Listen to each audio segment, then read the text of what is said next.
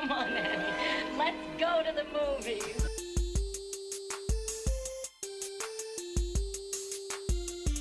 This is the Cinereelists, episode 540. My name is Kyle, My name is James.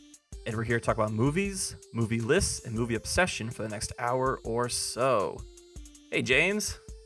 How's it going, Kyle? I'm doing pretty great. How are you? I am doing pretty great as well. Good, good. Not too many complaints. No Zach today. Yep, just you and me. Yep. Although I did hang out with him today. which Oh, was so you fun. did see him. I did see him. He exists, even Okay. though he's not here. Yep. I went to his daughter's 5th birthday party. Fourth birthday. Fourth birthday That's party. all right. Got a little ahead of myself. 4th birthday party. It was a Barbie themed party. Mm-hmm. Pretty fun. Here's my big question. Mm-hmm. Did Zach dress up like a Ken doll for this party? Doesn't Zach always dress up like a Ken doll? I mean, he tries. I don't think he made that specific effort. Okay, that's too bad. I was hoping he'd commit to the theme. That would have been hilarious, though, for sure. No, it was fun. I actually got to see a couple of former guests of the podcast too. I got to see Josh and Hannah, who have both been on the podcast separately, yeah? a couple times each. So that was fun. Had not connected with them since pre-pandemic times. Really? This is how long ago that was. The last time either of them was on was Hannah, when we talked 4 Emma movies. I think we watched 4 Emma movies. This is pre-you as well. Yes. I remember that episode, though. Right. We watched 4 Emma movies and had Hannah on, and she was very pregnant with their first child. It's been so long since I've seen them that they now have 2 children. Oh, a whole nother one came along. For sure. Which was a crazy realization that it's been that long. But it was a good time. All right. I don't even know if this is Kayla's first birthday party with people at it, besides like family, with pandemic and everything. I know the first, I think year 1, she had people. But Okay. it's not that she's gonna remember it. But No. yeah, I went to that one as well, and there were far more adults and far less children at that one. As they get older, That's kids show up more. kind And of what a it's more- 1-year-old party is. Yeah. Right. It's far more for the adults at one Yep. than it is for the kids. So, at this point, she seems to be at the age where she's making friends in the neighborhood and at other places, and has her own little crew going. Yeah. I want to say age 3 is when my son started having parties with Friends. kids. Yeah. Sure. Yeah. Yeah. Or we would actually like go somewhere for a party, not just do it in our house. Right. Sure. And then age 6, because of the pandemic, we did it back at our house outside. So it came full circle. Nice. Anything else going on? I mean, there's always things going on, but I don't think anything terribly Nothing- interesting for the listeners. Nothing important. No, Okay. no international trips coming up. Sure. This week, well, I should say just a programming note. Next week, I will not be here, which you know about, but the listeners don't. And it's because I'm hanging out with my high school friends. Did I tell you about this? I don't remember. You mentioned it. These are friends who you haven't seen like since it's been a long time, right? Yeah, it's not necessarily that I haven't seen them. It's that over the course of years, right? They moved away. Mm-hmm. They both live in different states than Florida, which is where we hung out in high school. There's really like 4 of them that was in my high school crew, and we invited all 4 of us to go on like a little mini vacation together. One of them can't make it because they have teenagers that are in like band camp. They just could not get away. Yeah. But 2 other families could. And yes, so these are guys that I keep in touch with, but like haven't really hung out with in like a extended period type of way. And so we kept saying we need to do this. We need to like get together, and they all have young kids, so it just none of us drove it hard enough to make it happen. And then this year, finally, we were like, Okay, we're gonna pick a date, and whoever makes it, and that's gonna be next weekend. Oh yeah. So, I'm curious to know. I'm sure we'll have fun. I'm sure everything will be fine. I'm looking forward to it. Uh, I'm just curious to know what became of my high school buddies. You know what I mean? Because I know them, Yeah. but I have not spent significant time with them in uh, decades.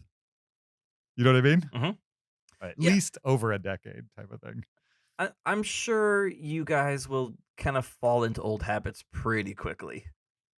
I don't If know. if The it's old habits were a oh, little destructive. okay, maybe not old habits is the right term. Maybe you'll Sure. fall into your old like repertoire banter personalities. I think that's when we get together on the phone or on Zoom or Yeah. even like the moments I've spent with them in person, like at having dinner when they're in town, stuff like that. That's what's happened. So I'm sure that'll happen again. Right. Uh, but yeah, it'll be a fun little experiment. Or you'll be like, wow, this one's really changed and I can't talk to him at all anymore. Yeah, that's possible. Thank you for that. Yeah, no problem. Just to plant that seed for you. Sure. It could be You terrible. might hate them at the end of it. You may regret this and wish you were recording a podcast episode on Nope with Zach and Kyle. That's possible. I've seen Nope, and since I'm not on the episode, do you want me to tell you what I think of it without any spoilers whatsoever? I mean, I Or would you rather go in not knowing what James thinks of it? I kind don't of want to want to go cloud in. your I kind of judgment. want to go in not knowing what James thinks of it, just because I've seen enough trailers that I have a good idea of the basic premise of the movie. Sure. I'm sure there's some Jordan Peele subversion of expectations going on into it, so I'm sure there's more to it. But I kind of don't want to. I don't want to go in knowing any more than I already do. Okay. Here, I give won't this tell for you me. then. Give me a thumbs up or thumbs down. On Nope? Yeah. Okay. But Yeah. you have to promise not to say what I'm doing with my thumbs Okay. so that people have to go to YouTube to know. All right. Oh, because we're on YouTube, aren't we? Right. Okay. Okay, you ready? Yeah, I'm ready. Okay. Oh, interesting. Okay. Not sure what to make of that. Okay. All right. Good. All right. Okay. I will. Well, now it's ruined. I shouldn't have done that. Now I'm gonna either love or hate that movie. I will say that it has the potential to be some people's favorite movies of all time. Okay. Some people. All right. So maybe you're one of those people. I might get out of that movie and say yup, or I might say nope. Sure. I mean, I saw another movie that I think has zero potential for that, but we'll talk about that later. Like later in this episode. Yes, later in this episode. Oh, okay. All right. I also saw Marcel the Shell with Shoes, which is in theaters now and was very lovely. And if anybody wants a supremely wholesome A24 movie to watch, you should track that one down for sure. It is by far probably the most wholesome thing A24 has ever put out. There's no weird A24 twistiness going on at the end or gore or anything like that. Nope. No, it is very straightforward and so it's so far G. I'm not sure other G movies even compare. You know what I mean? As far as like the concepts and stuff like that. That being said, I think kids would be bored to tears during That was my question. It's rated G, but would a kid like it? I think they would be interested in it for 15 minutes to 30 minutes. And then they'd be like, oh, why do I care about this anymore? You know what I mean? Past like the novelty of the visuals. The cuteness of it all. Right. Okay. I think they would like that in the beginning and then be very bored of it after a while. I'll show my son the shorts on YouTube instead. That's probably the right way to go. Yeah. And then maybe someday, 10 years from now, he'll be like, oh, I remember when my dad showed me those shorts. And he might watch the movie and appreciate it. But right now, he wouldn't because not really made for kids, I would say. Oh, if you ask him what movie he's going to watch in 10 years, it's going to be RoboCop and Terminator. He's well, not gonna maybe have Marcel 20 the Shell years with shoes on. Maybe 20 years when he's like in his mid-20s. Yeah. Maybe he'll Yeah. have a little more taste for, RoboCop and Marcel the other Chef. things. Yeah, And then he'll call me up. It'll be a real cat's cradle moment for us. sure. Um, you ready to jump into this? Yeah. Do you have any housekeeping you want to take care of? I do. Okay. We need to remind everybody that there's a video version of this podcast on YouTube. Search Cinereelists. Check out the latest episode. Fast forward to about 9.5 minutes in, and you'll see my up and down. Oh, I just spoiled it. I'm gonna You bleep didn't. that. I'll bleep that. Okay. You can see my thumbs and know what I thought about Nope. You could also find us on Patreon at patreon.com/Cinereelists. Get extra after show audio there, as well as other Cinerealist swag. Support the podcast, keep us going. You could also leave us an Apple Podcast review on Apple Podcasts, 5 stars only, or send us a listener email to heyguys@cinerealists.com. If you send us an email, we will read it and discuss it on the podcast, most likely. That's it. Let's That's some talk about great housekeeping. Thank you.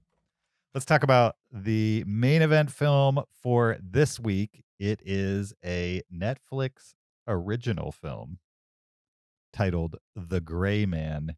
Here's a clip. Aw, man. Hey, Sunshine.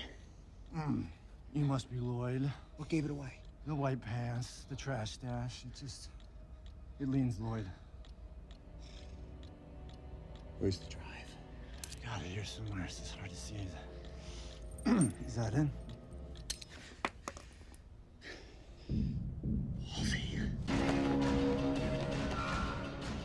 That was The Gray Man, a 2022 American action thriller film directed by Anthony and Joe Russo. This movie stars Ryan Gosling, Chris Evans, Anna de Armas, Reggae Jean Page, Regé Jean Page. Regé Jean, Something like Page. that. Yeah, it's French. I need to see it in front of me, but you're saying it very wrong. It's REGE with the accent over it. Regé Yep. Jean Page. Chweidel Elijah Four. Yes. Wagner Moura. Why can't I say these names? His name, well, he's Brazilian, and his name is Wagner Moura. Okay. Julia Butters, Danush, Alfred Woodard, and Billy Bob Thornton, amongst others. The official IMDb plot synopsis for The Gray Man is: when the CIA's most skilled operative, whose true identity is known to none, accidentally uncovers dark agency secrets, a psychopathic former colleague puts a bounty on his head, setting off a global manhunt by international assassins. Wow, that felt very wordy. That is a lot of plot. Right. A lot of nouns in there. It's a lot of plot that's not really saying anything. Yeah, it sounds like a whatever spy thriller based on that. Right, basically. Yeah, so The Gray Man, all-star cast, big, huge budget Netflix movie, reportedly the most expensive Netflix produced movie in history at roughly $200 million to produce. And I guess we can say that's like a clean $200, right? Or $200 million rather. In that, like, other movies, I guess there's a difference between a production budget and a cost. Like, when we talk about how do you how much mean? a movie costs, do you think that price is not including marketing, right? No, I believe generally when you see a budget, that's production budget. Mm-hmm. Yeah, so Netflix, they don't have to pay advertising for these types of things. They just make it the first thing you see on your dashboard. And they'll probably get a ton of clicks just based off, a few of the cast members and the fact that it's the topmost thing on your dashboard. They don't have to advertise it outside of the world of Netflix unless they think it's going to pull people into a Netflix subscription. I think this movie had advertising because it was also it got a theater release. It was out a week before. in the theaters before it was on Netflix. Oh, interesting. Do you think they did that because they wanted to recoup some of that 200 million on top of the benefit that Netflix subscribers would get? Yeah, I think so. I think that, I mean, we know that Netflix lost only 1 million subscribers in the last how many months? Sure. So they're definitely down. Um, and this is a, as you said, all-star cast, huge budget action movie. So they thought, hey, I'm sure we can make some money, on non-Netflix subscribers who see, oh, action movie with Ryan Gosling and Chris Evans. I'll watch Mhm. that. Sure. Well, the international box office for The Gray Man right now is $249 million. So there you go. They They made it back. they made it back, as well as hopefully kept some subscribers. I mean, I wonder if this is a model for them. We'll get into the movie in a Yeah. second, but I wonder if this is a model for them now. Like, oh, we can get away with releasing movies in theaters a week ahead of time and nobody yells and screams at us. So why don't we just do that, get our production budget back, and then drop it on Netflix a week or two later? Well, especially if it's Netflix produced, if you're a filmmaker, creator, you go in knowing this is going to a streamer. Mhm. Unlike HBO Max and Warner Brothers, where they said, "Oh, hey, by the way, now we're going to dump this on HBO Max," Right. and that was not the deal that you thought you were having going to making that movie. Mhm. So I think with all of this day and date stuff, um, there'll be less uproar once people know, oh, okay, this is what's happening. Like, we've signed this contract, we made this deal. It's gonna get a week and then go on a streamer. And Yeah. I haven't heard the Rooster Brothers themselves say that Netflix is the like the future of movies. Like, they seem to be fine with getting rid of the theater model and just going to streaming. Yeah, no, I mean, they've made comments this week that's exactly that. They're Yeah. like, they called going to movie theaters elitist in the Yeah. press this week. Which is okay. I don't know if going to a theater is very elitist. I mean, anything could be elitist depending on how deep you're going to dive. Yeah. You know what I mean? It's kind of relative, but I think if you're talking in majorities, I don't know. Maybe going to the opera might be considered more elitist than Yeah, a movie. At like $100 tickets, or I don't know. I never considered going to like see a band elitist, but people spend hundreds of dollars seeing music acts. So I don't know. Does just the fact that it costs money the elitist part? I don't know. I mean, It just streaming costs money. Like, you're not paying per tickets, but you're still but it's still a paying 15 a relatively month for that thing. it's a relatively low cost entertainment. Yeah. Especially considering, like, if you're a family of 4, you're going to the movies, you're gonna buy some food, you're talking like $60 minimum Yeah, for it's that. buying the food's what gets you. Like, the tickets is costly enough, and yeah, get some popcorn. But like, once you start getting like the burgers and the fries and all that stuff, then you're really sunk for Sure. money. So you Well, gotta eat like beforehand. Dolby tickets in my area are like $22 for like a normal screening Dolby. Yeah, Here. when we saw Love and Thunder in the Ultra screen, which is like Mhm. it's not IMAX, but it's their biggest screen. That was, I think, 17. Sure. So yeah, I mean, definitely for those premium theater experiences, whatever you want to call it, it's getting up into the high teens, $20. Yeah. But AMC still has like $5 Tuesdays, which is like any time of the day, $5. Yeah, So if you want to go see movies, there's certainly a way to do it without breaking the bank. But yeah, I don't know what you thought about this movie, but I think we're in the pattern again where we just don't talk about the movie if we didn't love it. Well, I don't know. I do That's how want to hear. feel about I it. do want to hear what you thought about this movie, Okay. Then I shall tell you please. that I, this movie, I've never has a movie title been so apt, I would say. I mean, it's a movie with no color to it. You know what I mean? Okay. It's an action movie about a guy who's like a CIA operative who like not even the CIA knows about him type of thing. Like they employ him and all these types of things, but he's like so black ops that like even people in the CIA can't get info on him. Played by Ryan Gosling, he finds out that there's some kind of plot to eliminate people who work in this gray area with the CIA, much like himself. So there's like a sequence of agents that have been being eliminated, and he finds out about this plot, and so he's like, oh, well, I should do something about this because they're going to come after me. And so the rest of the movie kind of kicks off as like a chase, espionage, spy thriller type of thing where they run all over the world from location to location and fist fight each other. A lot of fist fights, yes. A lot of fist fights. And that's essentially the movie. And normally at this point, I would say I'm leaving out a bunch because they're spoilers, but I'm not. That's the movie. Like, that is the movie. There's not a whole lot of twistiness to the movie. There's like, they set up, this is what this movie is going to be about, and then they execute that in like the most obvious way I could imagine. It's far less about the characters, caring about them, caring about elements of the plot, or like surprising you with this or that, and more about expensive locations, flashy action. Repeat. Expensive location, flashy action. And it was fine. But at the end of it, I was just like, what a ginormous waste of talent and time. Because there's a lot of people involved in this that I like. And like the Russo brothers, I like them. I like their story of like, they used to be comedy guys, and then they made action movies that had just the right amount of comedy type of thing.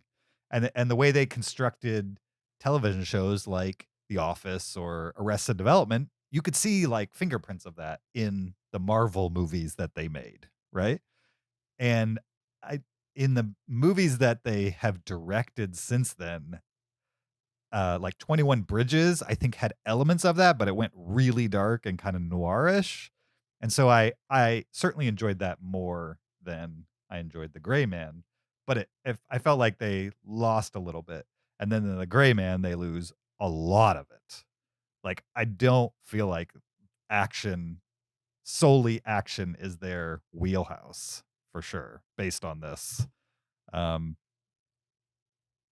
mean, I don't know what solely action anything I've ever liked. Maybe like The Raid, I guess, has no comedy in it. Or what about John Wick? What do you think about those? Those are solely action movies. See, John Wick has the element of like this hitman world. The world building? Okay. Yeah, the world building of that. I think John Wick, specifically in the first film, you in rapid time understand his motivation and get on board with kind of the brutality of what he's going to do for the rest of the movie, right? Like, without the setup, he's just a guy who's really good at killing people. With the setup, he's a guy that's really good at killing people, who killed his dog that his, deceased wife gave him on her deathbed. You know what I mean? Like, that's a motivation for a character. I guess there's motivations in this movie, but I really didn't care about any of them at all. And so that's just the directors. Then you have all these actors who have been in things that are good. Like Ana de Armas has almost nothing to do in the 007 movie. She has about as much to do in this movie as she did in No Time to Die. And yet the one scene in No Time to Die was better than anything she had to do in this movie, even from an action perspective. Like, it was just so vanilla from one side to the other that I was bored by the proceedings. Another example, Netflix. The movie with Chris Hemsworth. That's pretty much a straight action movie. Extraction. Extraction doesn't have a great, wholly original plot either. But at least in the action on that one, they were trying some things that were like different from just a traditional execution of action. And there's moment like the scene in the fireworks pit was interesting, but they couldn't get me to care about anything that was happening. And at this point, I need to admit that I fell asleep during it. Oh, okay. There you go. What, and I woke up. What part you fall asleep during? About halfway through, okay. I fell asleep. I literally woke up when the credits kicked in, and then I rewound it to the last point I remembered and watched it. Oh, good. Okay. So I've seen every second of the movie. But I could not care less about it. The idea that they're gonna make more of these, please no. Just you don't even want a sequel. just try again on something totally different. I'm fine with it. Don't need any. Do you need more of this? Even if you liked the movie, do you need more of it? Well, I mean, I can get into my thoughts on this. Please. Okay. First, I gotta say, what an elitist attitude you have towards action movies. I like action movies. I Um, just like watching a flashy taekwondo tournament does not a movie make. You know what I mean?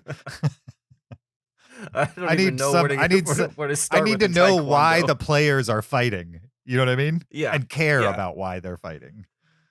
All right. Maybe it's because I like quote unquote bad action movies. We all know how much I like Fast and Furious and Mhm. things like maybe not bad action movies, but Those have things going for them beyond True. the action too, though. I had a great time with this movie. I really liked this movie. You would. Yeah, I did. I did. I mean, like I guess the things you're pointing out as being like ho hum, I thought were fun to watch. Like for example, there's a lot of fist fighting in this movie. I will completely agree with that, and I do have my things to nitpick with this movie. But Mhm. that scene where they're fighting in the fireworks pit with the fireworks going off, I thought that was awesome, and they use the fireworks in the fight also, like as an obstacle or as a way to attack each other. Mhm. On the airplane when Ryan Gosling's fighting with the smoke canister. Should we say spoilers? I Because don't this know. movie doesn't have a twist to spoil, but the only thing it has is the interesting action. But I guess whether they know about the action or not, Yeah, I guess don't- it doesn't spoil the action. Okay. Right. I guess we can say going forward, I'm going to talk about some of the action set pieces. I'm going to mention them. Sure. So if you just want to go in completely cold, you can know that James did not like this movie, and I did. But I don't think Sure. there's not much to spoil plot wise, and I don't think we'll get into any of that anyway. Right. So yeah, but like that airplane scene where he's fighting with the smoke canister, and he's got like Mhm. the ribbons of smoke going around. Like I thought that was cool. That was something stylistically differently. We've seen Ana de Armas. Her role was not as good as James Bond. I agree, but I think she had something to do, and I think she was maybe the most capable person of all the leads. Like Mhm. her character was in that sense. Um, at the end when they're doing the raid on the castle and she's running around like with her RPG going spot to spot, I thought that was really cool. Mhm. So yeah, I guess maybe for me, like plot wise, it definitely reminded me of Jason Bourne, both in sort of the plot of these, you know, gray area trained CIA assassins. So like Mhm. very Jason Bourne in that sense. Very James Bond, Mission Impossible, and its sort of world or location jumping. Like I think they go to 10 different countries in this movie, which is Yeah. it gets borderline ridiculous. I guess for me, this was a movie that it always pushed a little bit like it could be ridiculous, but it was able to pull it back in. So that like in those moments for me where the airplane crash Mhm. could have been an amazing, almost like Mission Impossible stunt sequence. A little too much CGI, right? A little too much. Sure. We need to add smoke to this to kind of hide it. So Mhm. I was watching that saying, oh man, if this was a Mission Impossible movie with Tom Cruise, this would be like the action set piece of the movie. Didn't quite get there with it, but that's okay because other things worked for me. And then the I guess we can say the fight in Prague when he's on the bench, Right. that got to be in this world a little ridiculous. Like okay, like it's one thing to have these black ops CIA agents fighting left and right, but this is like borderline terrorism is happening right now in this scene, Mhm. which they kind of address in the movie. But it was able to bring it back with me with the castle scene, kind of that final set piece. So I think for me, this is a movie that I like the action sequences. Um, it was definitely going a little off the rails during its moments, but it was able to pull it back in and I stuck with it. I liked it. I had a really good time with it. Yeah, I mean, I don't hate the movie. I just feel like it's such a waste of time. I think that's my issue. Is Mhm. like it feels like with that kind of budget, with this kind of cast, with a lot of the elements here, with the expectation that like Netflix was high on this and that their intention was let's make our own Mission Impossible series. Let's make something that like every year or two we can release a movie Mhm. and it's like an ongoing franchise of movies, which Netflix has never had in the movie realm. No. They've had plenty of like series that continued over the years and were successful. But they've never been able to do that with movies. And the all the buzz about this is that this is their attempt at doing that. And by the time I got done with it, I was just like, I don't care. I still don't care about any of these people. And like even the teenage girl, I was like, so I don't care about her or her plight or any of it. And it felt repetitive to me. Like even like okay, the fireworks scene, which happens fairly early, Yep. and then later on, they're in the plane and it's like flares and it's very like smoky again. I can't Mhm. tell you how many fight scenes are smoky in this movie. It was a crutch. I agree. Yeah. Uh, And like how many mentors are going to sacrifice themselves for him in the exact same way?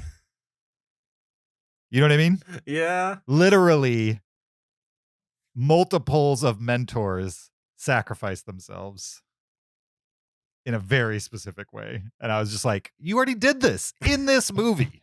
Like 30 minutes ago, the exact same thing happened. Yeah, there were just multiple moments They in just there want to keep where them alive. They're in the good fight. They're playing the long game. I guess. I mean, what else? Yeah, are you just going to invent mentors every movie in this series so that they can sacrifice themselves? I don't know. That's what I Mission was just like, Impossible does. Like, they always bring in the new mentor. We I haven't talked, guess. or yeah, we haven't talked at all about Chris Evans though. Like we mentioned Ryan Gosling, mentioned Ande Armas, and Billy Bob Thornton's in it. We mentioned Chris Evans in it, but I mean his character, he was probably the most interesting character of everyone in the movie. Oh, interesting is one word for it. Sure. Did you not like his performance or his character? Was it performance, I'm character, sure or this was both? kind of intentional, but I found him to be annoying. I I think I think Chris Evans, after being Captain America for a decade, is like, all right, what kind of a-hole bad guys can I play going forward? Like we kind of saw this with Knives Out. We're Sure. seeing it here. I definitely think it's intentional on his part. Like I've played, Mr. Goody Two Shoes for a decade. That's what people know me for. Hmm. So I want to start subverting expectations. And right, he's got the trash stash. He's wearing these like tight white pants the whole time. They even pointed out in the movie, how he's dressed like a D-bag. Right. Um, I was fine with all that. I was just annoyed by him more than like wanting to see him get his Mhm. comeuppmanship or whatever. I don't know what you'd call it. It- Um, and it they kept saying like he's a psychopath, he has no limits, blah blah blah. And then they show like a couple times what that actually means, and I was just like, this is not a character motivation. You know what I mean? Like there's His that he needs to person would have not a exist in vendetta the real against world. he needs to have a vendetta against the Ryan Gosling character for some reason or another. Even if you have to like invent one over the course of the movie, maybe he starts chasing him for one reason and then Mhm. later he gets a motivation. And they kind of do that right at the end. But up until then, he's just a hired gun, basically. Mhm. And But I think his motivation. I think his motivation is the sadism of it all. mhm, Like I don't think he's motivated. He's motivated by money. He's got this incredibly large private army, which mhm. again I was like, how do we? Not a perfect movie, but it's okay. Sure. It's a silly action movie, so I'm kind of judging it by those standards. Mhm, Um, and we obviously see that he is fine with torture and collateral damage. So I think for him, he's given this opportunity to take out an agent. I'm sure he's getting paid a ton of money, and he gets to do whatever he wants. And I think that's his motivation. His motivation is, he gets a blank check to Mhm. be sadistic, to do whatever he wants, right? I mean, that all makes sense, and I agree. That's what the movie was doing. I was just like, I don't care. I don't care. You need to give me more for me to care. Uh, at this point, I think probably I've seen enough like soulless action movies made today where they have a relatively unlimited budget due to inflated budgets and CGI. hmm And it's I'd rather watch American Ninja or Delta Force or not American Assassin. American Assassin? No, American Ninja. No, Not American. American Ninja Warrior, but the 80s movie American Ninja. Oh, not American Assassin, like the movie that came out a couple years ago. Right. No, Yeah. I'm thinking of like the cheesy action 80s movies. You'd rather watch a Chuck Norris movie than this? I've never liked Chuck Norris movies, Well, but that's just because I don't like Chuck Norris. Isn't Delta Force Chuck Norris? Well, okay. I Yeah. like some. Okay, there we go. Or Invasion like some. USA. You want to watch that one? I don't think I've ever seen that. Is that good? I saw it on TV as a kid, Mm-hmm. and it just felt like a movie I shouldn't be watching right now. It was like a late night cable TV. Sure. And I was like, I shouldn't be watching this, but I'm going to anyway. Yeah, I mean, I'm not against brainless action movies. I think I've just had my fill of modern brainless action movies. Like even watching 80s ones now, the charm is in the fact that it's old. Yeah. You know what I mean? So I don't know. Maybe these will age like fine wine, much like American Ninja. In 1 30 through years, 5. you'll be Yeah. you'll be lamenting the days of the gray man, and you're wishing they made movies that way. Yeah. Remember when Netflix was Um, making movies back in the early 21st century? That was peak cinema right there, peak action. Sure. Um, and I don't think people will watch this and be angry at the movie. I just wish it was more than what it was because I was so bored by it. And for an action movie, that's a bad place to be. I would not call this movie boring. Obviously, you fell asleep, but I think this movie is anything but boring. It's maybe not original, and Yeah. I'll totally cop to that, but I was never bored during it. It's kind of where I got with the Transformers movies too. Like I remember the first Transformers movie coming out, and I never thought that was high art or anything, but the first one at least was the first time you saw these visuals on screen. The dubstep sound effects with all the cogs and the Mhm. wheels and what's his name was a relatively new actor to most people. Oh, Shia LaBeouf. Yeah. Shia LaBeouf. Um, I forget the other guy's name, but he was hot off that TV show Las Vegas, and here he is in a big budget action movie. The soldier, the main soldier guy. Oh, that I'm I drawing a can't. blank I know on. you're talking about. I can't think of his name. Yeah, Sure. What's her name? Megan Megan Fox. Megan Fox was new to Mhm. movies. There was like something to be wrapped up in within that movie. And then once you see like 2, 3, 4 of them, you're just like, okay, if you're not going to create stories where we actually care about these characters, then all the trappings that made it interesting don't work. Doesn't matter how much money or how much you throw at the screen.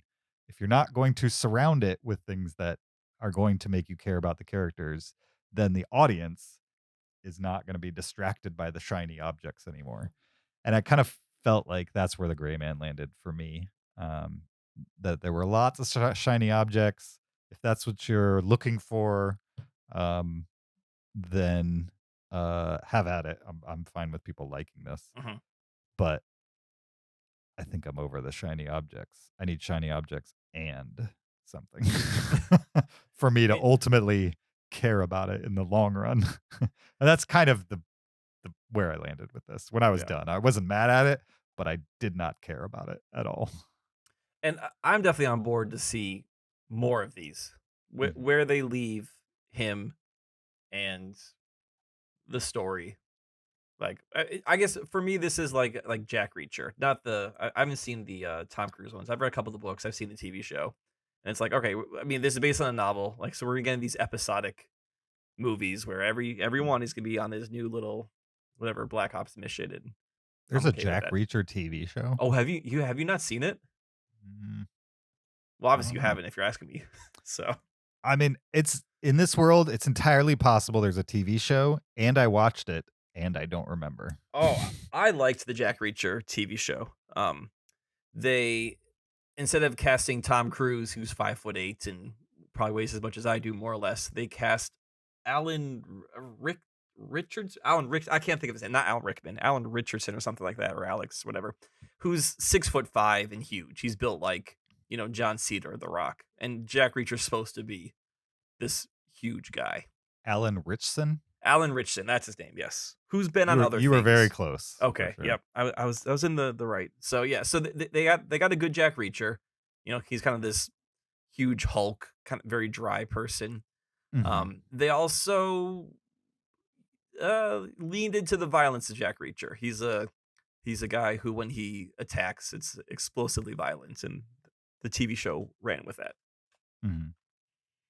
It's got a 91% Rotten Tomatoes. It's not bad. Yeah, I thought it was good. Again, I haven't seen the Tom Cruise movies. I heard they're okay. The Tom Cruise movies, I think you could absolutely watch, Mhm. and I would be excited about another Jack Reacher Tom Cruise movie, Okay. despite the fact that I did not like Never Look Back, I think is what the Shadow second one was Recruit. called. I thought it was called. I thought the first one's just Jack Reacher, or Mm, maybe they're. I don't know. I didn't really pay attention to them. I think let's see, Jack Reacher film. I think the first one is just Jack Reacher, Okay. and then the sequel is Jack Reacher Never Go Back. I said Never Look Back, but Never Go Back. Oh, I thought there was one called Shadow Recruit. Nope, I think you're thinking of Born. There's definitely not a movie called 2014 Jack. Oh no, Jack Ryan Shadow Recruit. That's what it is. Wrong JR. Who's Wrong in Jack R. Ryan Shadow Recruit? That's Chris Pine. Right. Chris Pine tried to be Jack Ryan in a movie. Yep. Yeah. And that was like a Jack Ryan prequel. Yeah, I mean, Jack Ryan has to be Harrison Ford. That's it. I won't accept any other Jack Ryans. I watched Sum of All Fears recently. That's a Jack Ryan movie with Ben Affleck. Ben Affleck. And what was the other one? Hunt for Red October was Jack Ryan with Baldwin. I watched Sum of All Fears on a 4K disc. Did it look good? It looked amazing. Okay. And also reminded me that that's not a great movie. Yeah, I remember watching that like on cable in college. Like, this is not very good. Yeah, it was not very good. I agree. But it looked great while It you looked were not awesome. enjoying it. I mean, those 90s movies that like didn't have any CG in them look awesome because they were all shot on 35 millimeter. They're not so old that they haven't fallen apart in some storage bin. They look great. Oh yeah, when they actually Clear make and the Present transfer. Danger was a movie that we watched often in college. Mhm. Yeah. Jack, I think you should watch the Jack Reacher movies. Okay.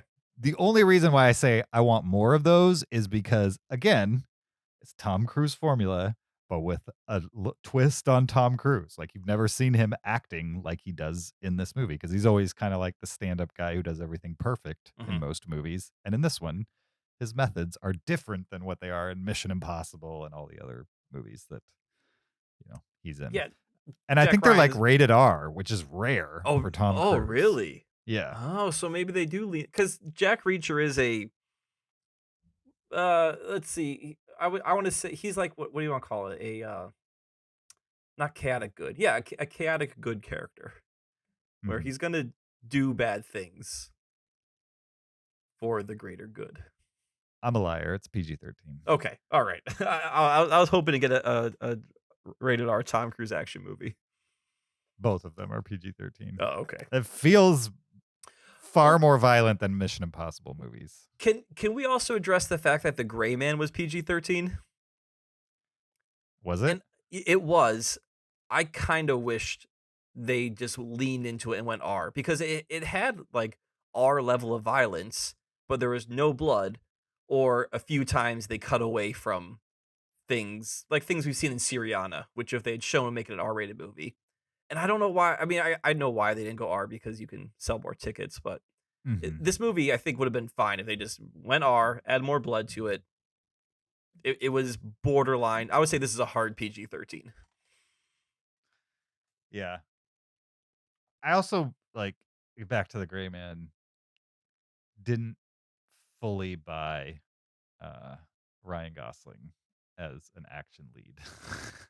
Oh, well, I was yeah, not into it with him being the John Wick of this movie. I was just like, I've seen La La Land way too many times. to know right. You're better. expecting him. I mean, I'm not expecting him to do that. It's just like the the awesome action guy version of Ryan Gosling is Drive Ryan Gosling. Mm-hmm. You know what I mean? Silent but deadly. Picks his moments type of thing. Whereas in this movie, he's Jackie Chan, evidently. I was just I like, would say he's I was just like, Jackie I don't Chan. know. I'm just saying, like he had a counter to everything that everybody did.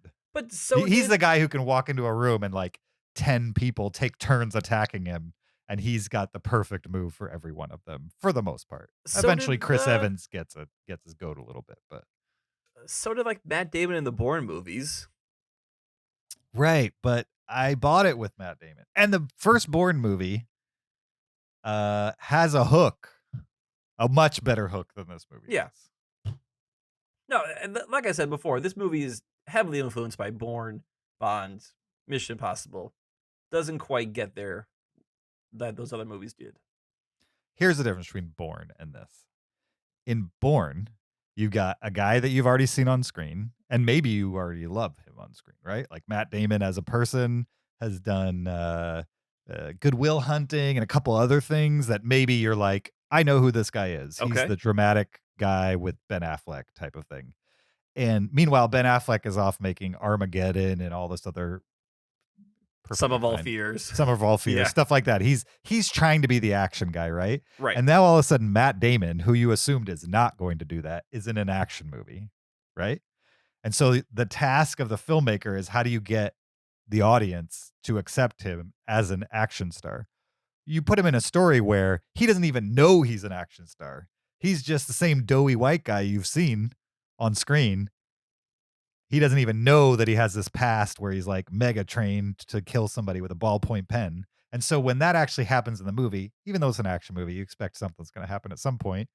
You're as shocked as he is on screen, right? So as an audience member, now you're going through the same emotions of seeing the guy that, hugged Robin Williams a few years ago and then later won an Oscar for it. You're seeing that guy transform in front of your face.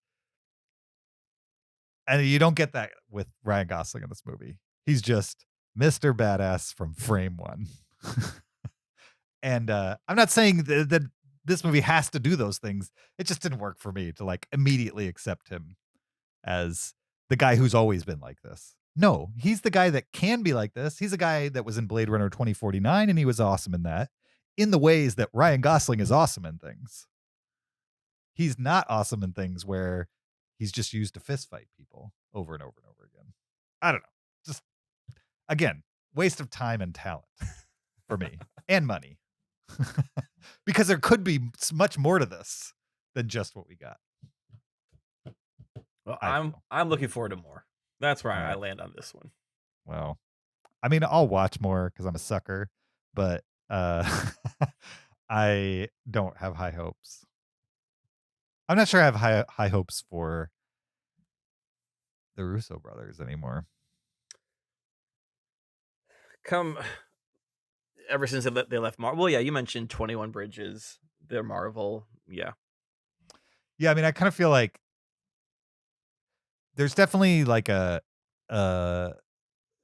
description of like TV directors that I've heard people give over time, and it's like you're there to execute the story that somebody hands to you. Okay. And really good TV directors can just become a part of the machine. The machine is like the showrunner and the actors and the writers. And if you're a good TV director, you can go anywhere and just kind of slide into the machine and get the most out of what's handed to you. Mhm. And I feel like a Marvel, an MCU situation makes total sense for like two guys who cut their teeth in TV comedies.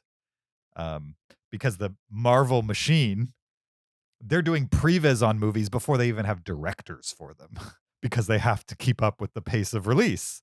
And so you bring in guys like that who can just slide into the machine, who don't have their own grand designs.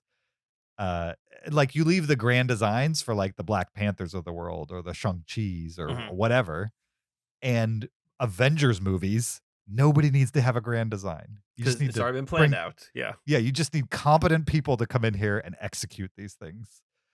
But then you take those same directors and you give them the opportunity, like 21 Bridges, where they're writing and directing, or this movie where they're writing and directing. And I'm just kind of like, maybe you're a TV director who's good in these big budget machines. Yeah.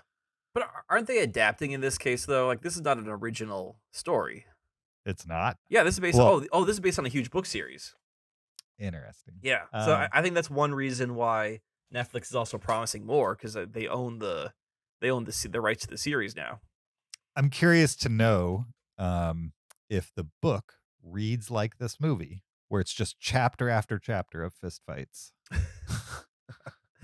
Or if they cut all the interesting stuff for the sake of continuous action. If there's like more intrigue and more kind of like backstabby. And that's the other thing too, is the movie played all its cards very early. In what sense? Like in the Bourne movies and Bond movie and spy thrillers, in the best of them, you don't know who's the good guy or the bad guy. And over the course, you drip that. Mhm. But in this movie, you know exactly who's bad and who's good. All right, And the movie never swerves that through the rest of the movie. let me read to you the plot of the first Gray Man. Okay. Freelance assassin. I'm assuming there's not a huge Wikipedia entry for this book, and actually, maybe this is maybe the only book. But here's the plot. It's like 2 sentences.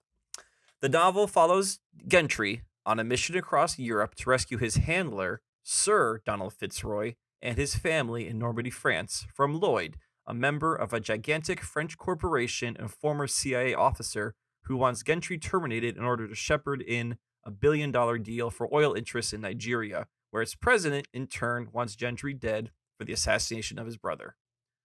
Now, we did not watch that movie. That is not this That is movie not the at movie all. we watched. I mean, there's elements for sure, but I mean, yeah. the major plot points are very different. Right, very much so. So, interesting.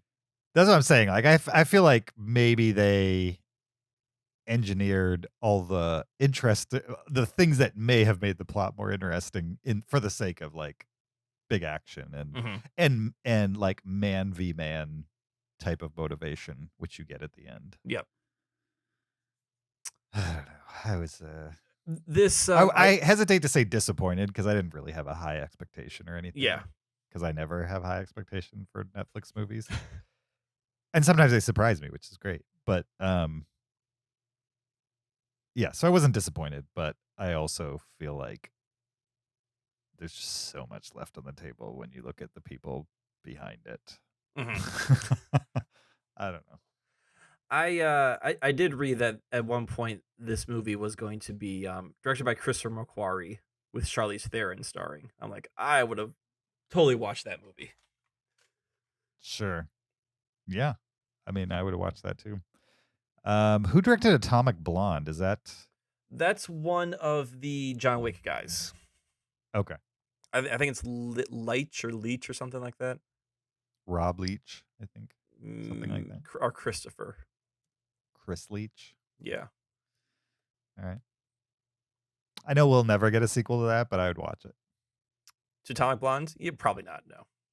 Sure. That's a movie that I don't remember the specifics of the plot, but at least there's the hallway scene or the staircase scene. The staircase scene, yeah. The staircase scene is awesome. It makes it totally memorable. I'm not sure the fireworks scene is going to do that in the long run. I don't That's think it was why that cool. I think the airplane scene was almost that scene in this movie. If it was a little bit more Christopher McQuarrie, Tom Cruise style directing, and less CGI smoke, that could have been your standout scene in this movie. It was almost there.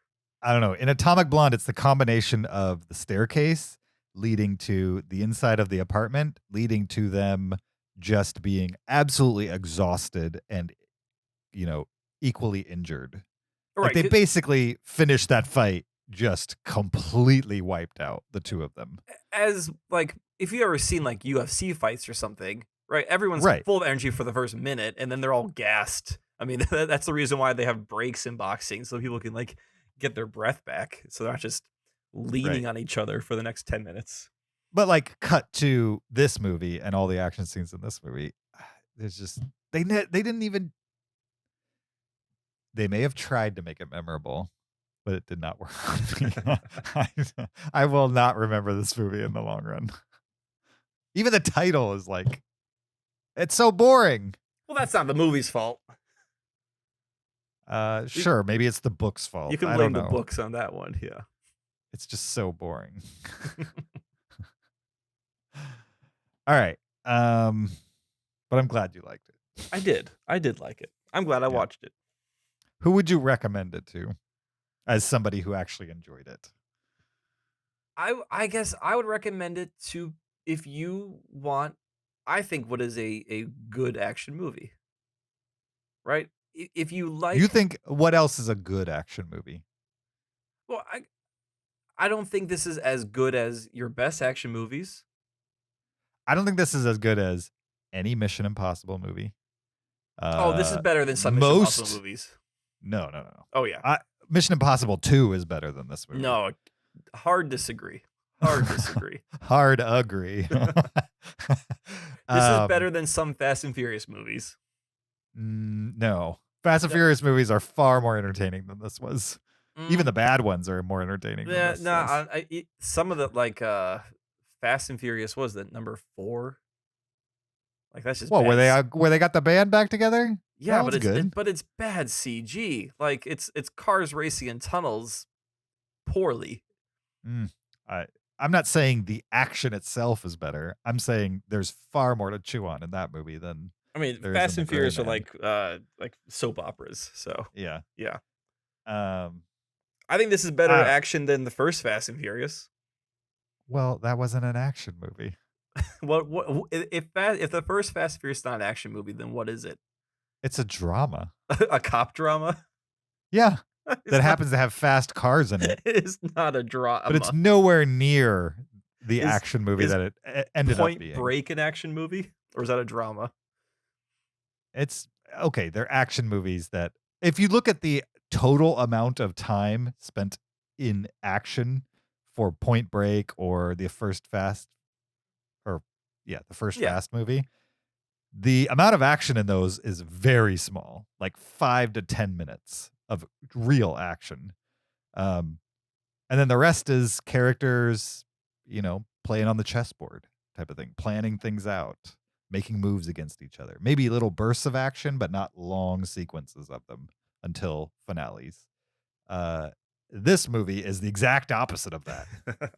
The long sequences of action peppered with mentors sacrificing themselves. I don't know. That's bordering spoiler right there. And an execution of the plot that they set up in the first 10 minutes without adding anything to it over the course. It didn't need a twist. This is the obstacle. It's a spy movie. Of course it needs a twist. No, it doesn't need a twist. Twists come later. Oh my gosh. All right. Let's Letterboxd rate this. I'll give it a 2. Wow. I'm gonna give it a 3.5. Okay. It's a borderline 4, but talking about it, I realizing it has its flaws. I talked you down half a star. You talked me down maybe half a star, yes. All right, okay. Yeah. All right. A 2 and a 3.5 for The Gray Man. This movie has inspired us to revisit other Netflix movies. I think just because, a little bit of the bragging about how much they spent on this and how Mhm. it's going to be their first franchise, we were like, oh, well, let's think about other movies that Netflix has produced slash created, et cetera, et cetera. So we are going to run down our top 10 Netflix original movies, I think is what we landed on. Is that right? Yes. Yep. Feature films. Okay. Not no documentaries. Perfect. I'm looking forward to it. I will say that my list comprises of 10 movies that are all 4.5 stars. Oh. Over the course of this, I learned I've never 5-starred a Netflix movie. I have also never 5-starred a Netflix movie. Okay. I'm going to blame that on being on a never seen the theater. I bet you there's probably just a half star. Really? You Lost. think just if you never get a chance to see it in the theater, you'll never 5-star it? I didn't say never. I honestly think that seeing a movie in the theater can help the experience of seeing a movie overall. Just being on the Sure. big screen, getting the sounds, getting, the film quality. Right. I bet though you've 5-starred movies that you watched at home. Oh, of course. Yeah. Yeah. Have you ever 5-starred a movie you watched on a laptop? I don't really watch movies on a laptop. You've never watched a movie on a laptop? I don't want to say never. If if I'm watching a movie on a laptop, that means I probably don't care about the movie. Okay. You know what I watched on a laptop? What? That's sort of the Valiant movie that Zach had us watch. Sure. Right. I mean, that's a laptop movie for sure. Right. So that's the kind of movie I'm watching on a laptop. I'm not going to pop in the latest Alfonso Cuarón and be like, yeah, I'll just put on the laptop over there. I mean, Sword of the Valiant is like a Apple Watch movie. That's where you should watch that movie. I want to watch it on my Game Boy. Sure. Yeah. I'm sure I have 5-starred movies that I watched on my laptop because back in the day, I used to watch a lot of movies on my laptop. I would, download it from the internet library, and then there was like no way to transfer it to a TV to watch it back in the day, so I just, watch it on my laptop. But I doubt I've ever 5-starred anything I watched on a cell phone. Yeah. Oh, yeah. Even like classic movies, which I used to watch at the gym on my cell phone. I don't think I've ever 5-starred any of them. One of the movies on this list I watched on a cell phone. I gave 4 stars. Okay. So I will, Interesting. when we get to it, I will let everyone know. Sure. I'll also say that over the course of my research, for 4.5 stars and 4 stars, I only have 13 out of the 95 Netflix originals I've watched. Oh, That's how many 4 stars or higher films. I've only seen 40 some, so you've seen double Netflix originals that to me. Sure. Which makes sense. That makes sense based on our previous statistics, I would say. Right. I also discovered that there is 559 movies that Wikipedia considers a Netflix original. I found a list on Letterboxd Mhm. called Netflix exclusive films, and they have over 1,000 movies on this list. And they I wonder what kind the of, difference in criteria is. yeah, it seems like they kept it to exclusives in America, Canada, and Germany, which seems to be their biggest markets. Well, according to the Wikipedia list, it's literally called Netflix Originals. Mhm. So I don't know if maybe that's something that Netflix stamps on certain things versus other categories that are exclusive to them but not an original. Yeah. Possibly. Maybe that's the distinction. But this list of 559, according to Wikipedia, is all languages, Okay. non-documentary. And we were kind of talking off air beforehand about some movies that are Netflix exclusives, but not originals. They weren't produced by Netflix. They were just purchased. And like, I even think Power of the Dog, that's not a Netflix original. They didn't produce it. They bought it They after bought a it. festival. Yeah. But you would include Power of the Dog on this list, correct? Yes. Yes. Okay. Yep. Because they owned it. Yep. And released it on their platform, and it's not going Correct. anywhere. Yeah. I mean, do you remember when they bought that Cloverfield movie, Cloverfield Paradox, and then dropped it during the Super Bowl Oh out yeah, of nowhere? I never watched that one, but I remember that happening. Yeah. It was pretty bad. Okay. It was not a good movie for sure. Which is why the studio who made it, which I think was like Paramount or somebody like that, Mhm. just sold it to them, and then they quietly dropped it during Super Bowl halftime show. Cool. You ready to jump into this? Let's do it. Let's rank some movies. Oh God, I said. God. What an a-hole I sound like sometimes. All right, this is our top 10 Netflix original films. You want to go first? Yeah, I'd love to go first. Do it. All right, so I mean, I can't make a list without including Charlize Theron, so my number 10 has to be The Old Guard. Okay. Sure. I will say when I made this list, I didn't just go movie. I didn't just go by ranking, hmm right? So if I did that, it would be only 4 and 4.5 star movies. But I was also like, what are some of my favorites? Like ones that I think about that I like want to watch again that I think other people should watch. hmm So that's one reason why I have The Old Guard at number 10. As mentioned, this is a Charlize Theron movie. She plays some sort of immortal human or being who found another team of immortal beings, and I guess they're sort of They're mercenaries. they're mercenaries, but they're also like kind of protectors of Earth, not in a cosmic way, but more in like from geopolitical things happening. They're mercenaries that only take jobs that do good. Exactly. And at this point, they're now in modern era, and they're being hunted by a pharma bro who wants Mhm. to harness their power. And then they also discover a young girl or as a young woman who has similar powers to them. Mhm. It's I thought a well directed action movie, a rather violent action movie, and definitely I will say that it poses a more interesting world than the movie explores. That's why it's a number 10.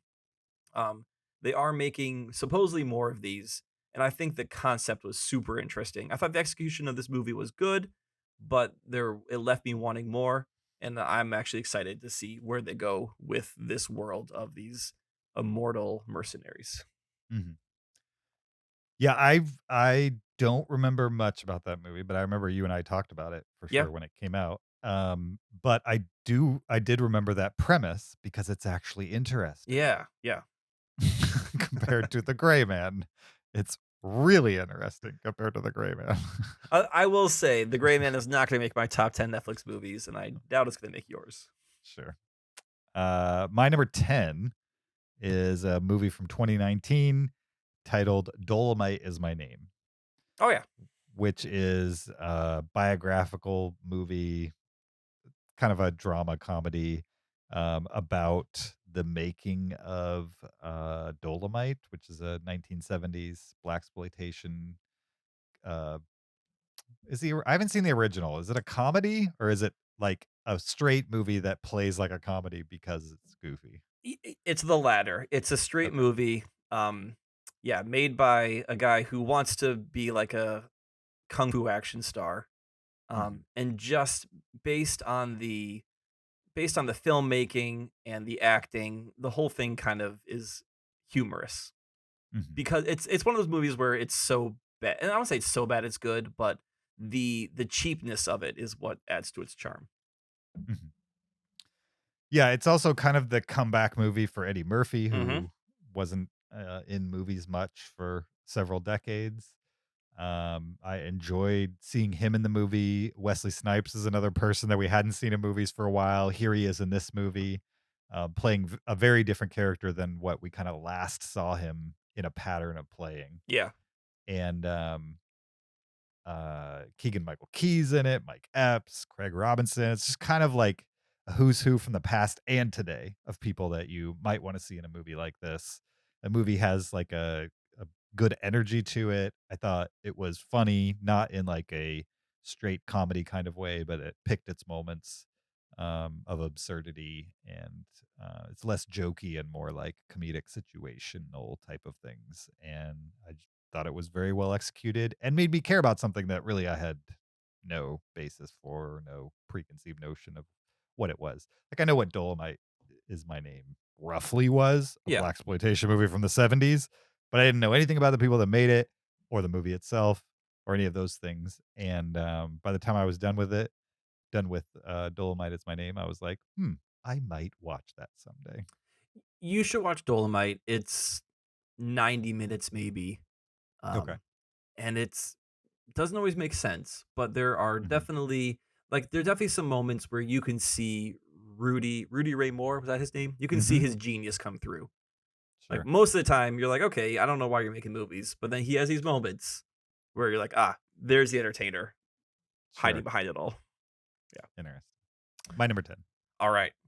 My number 9 is a 2019 movie. I think all these movies are from 2018-19, like from the last 3 or 4 years. So, Mhm. 2019 Christmas movie called Klaus. This movie takes place in a fictional 19th century Scandinavian-ish country. It's about a son of the postmaster who gets sent to the farthest northern island because he's kind of a brat. And so his Mhm. father's like, all right, well, you expect the world to be handed to you, so go be postmaster in this, you know, very remote island town where there's these families that are warring with each other, and he has to try and kind of unify. He has to get letters sent, and he finds a man who's like a Santa Claus like figure, where Mhm. kids can send letters to him, and this man will make them toys, and it's a bit of a Santa Claus origin movie.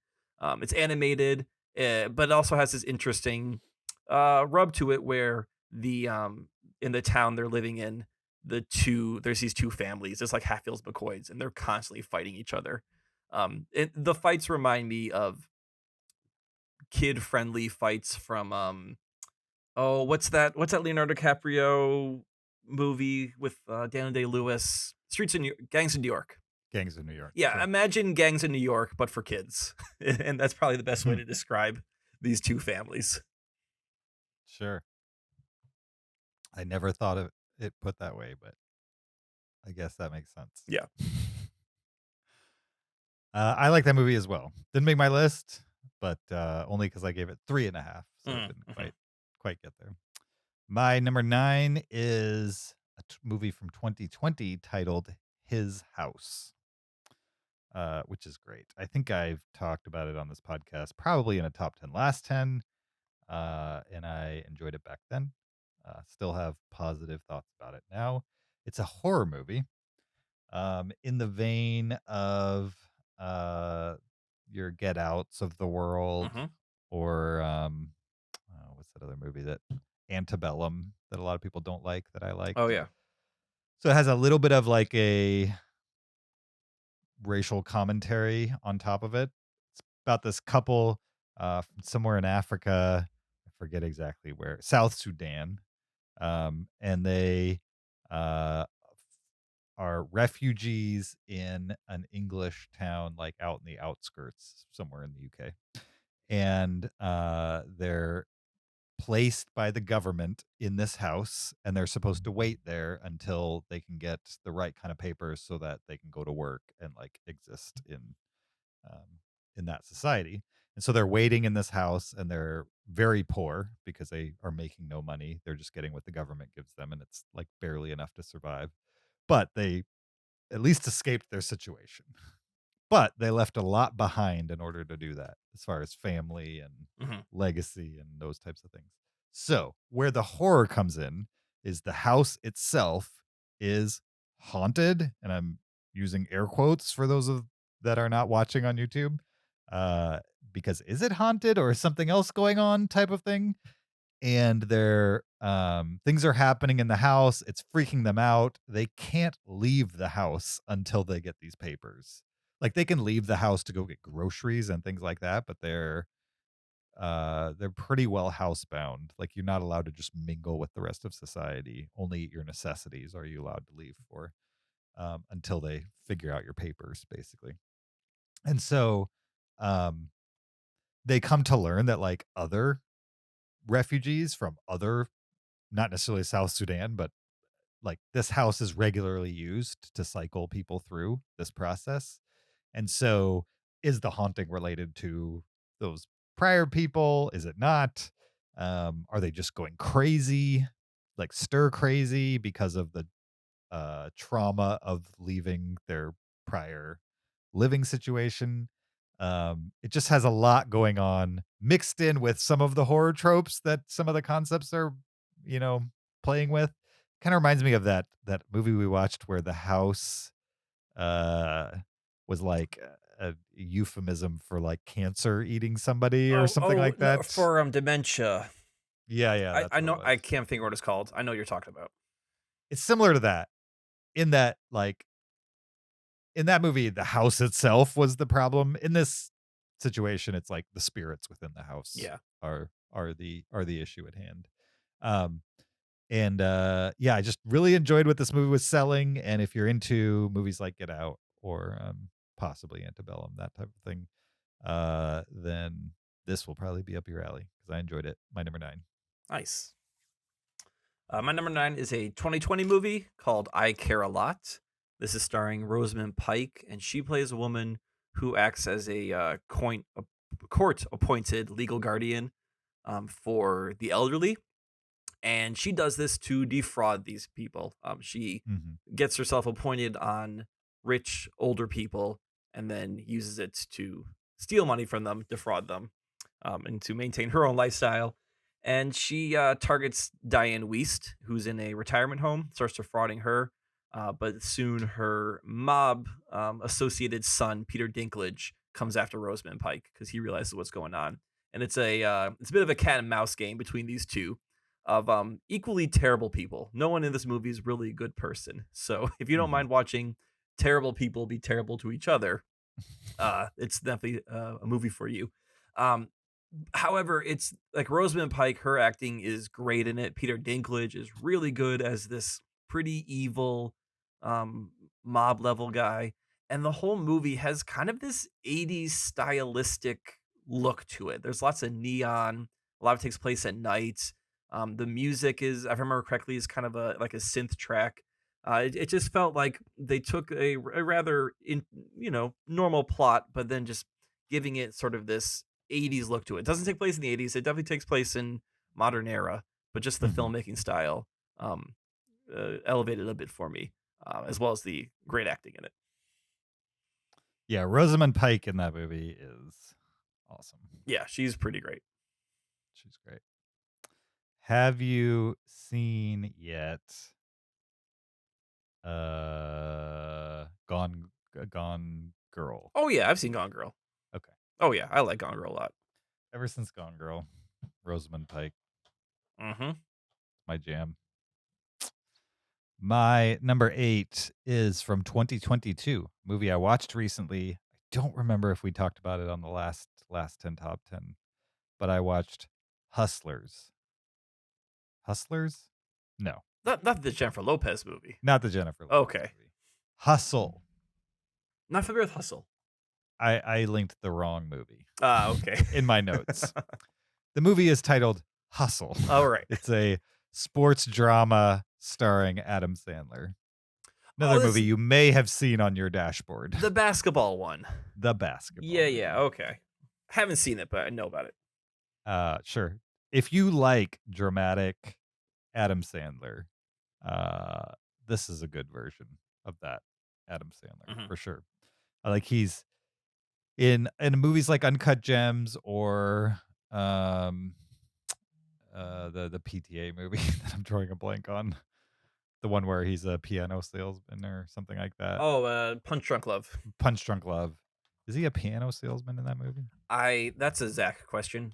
Yeah, I don't remember. I remember there was the pudding cup scheme. That was the big part of it, but he was a salesman of some sort. Yep. If you like those versions, or the Spanglish version of Adam Sandler, that's what you're going to get here. He plays an NBA recruiter who specializes in going to foreign countries and finding players that play professionally in those leagues, or maybe like play street ball and try to, bring them to the United States and possibly get them drafted type Mhm. of thing. And so he's also a guy who's been at this for like, they don't say how many years, but he's been doing it most of his adult life, even though he used to be a player and now wants to be a coach. He's really good at recruiting.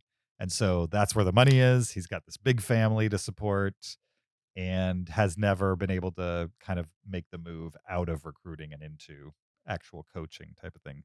So he finds this player in another country who's not playing professionally, who nobody knows about, and he basically gambles his entire career on bringing this guy to the United States and hoping that he will make the draft, basically. But he's a player that's never played competitively other than street ball. Mm. And so he's got a lot to learn about the game in general, how it's played like at a high level. And so it's just really, I like basketball. It's like maybe the one sport that, it's not the one sport. If you asked me to rank sports, basketball would be number one for me, Okay. Like to even watch, though to play, or just in general? in general. Okay. Yeah. I mean, it's the only sport that I played because nobody made me. The one You you know what played I by mean? choice. Yeah. Right. Like I played baseball, volleyball, like competitively in high school. I think that's it. And basketball. And basketball is like a thing that I would do on my free time. Not because yeah, not in any organized way.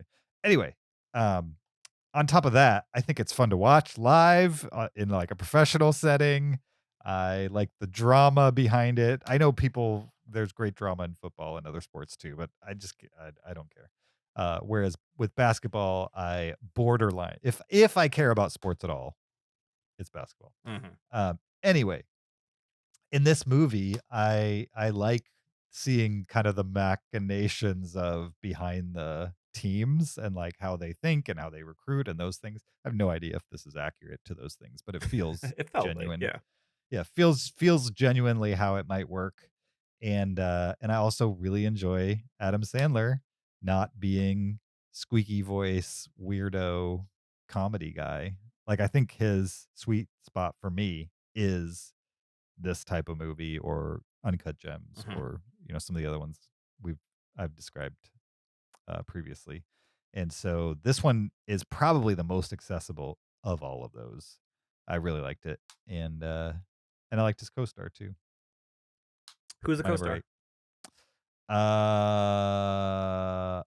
Juancho Hernan Gomez. Okay. Don't know who that is.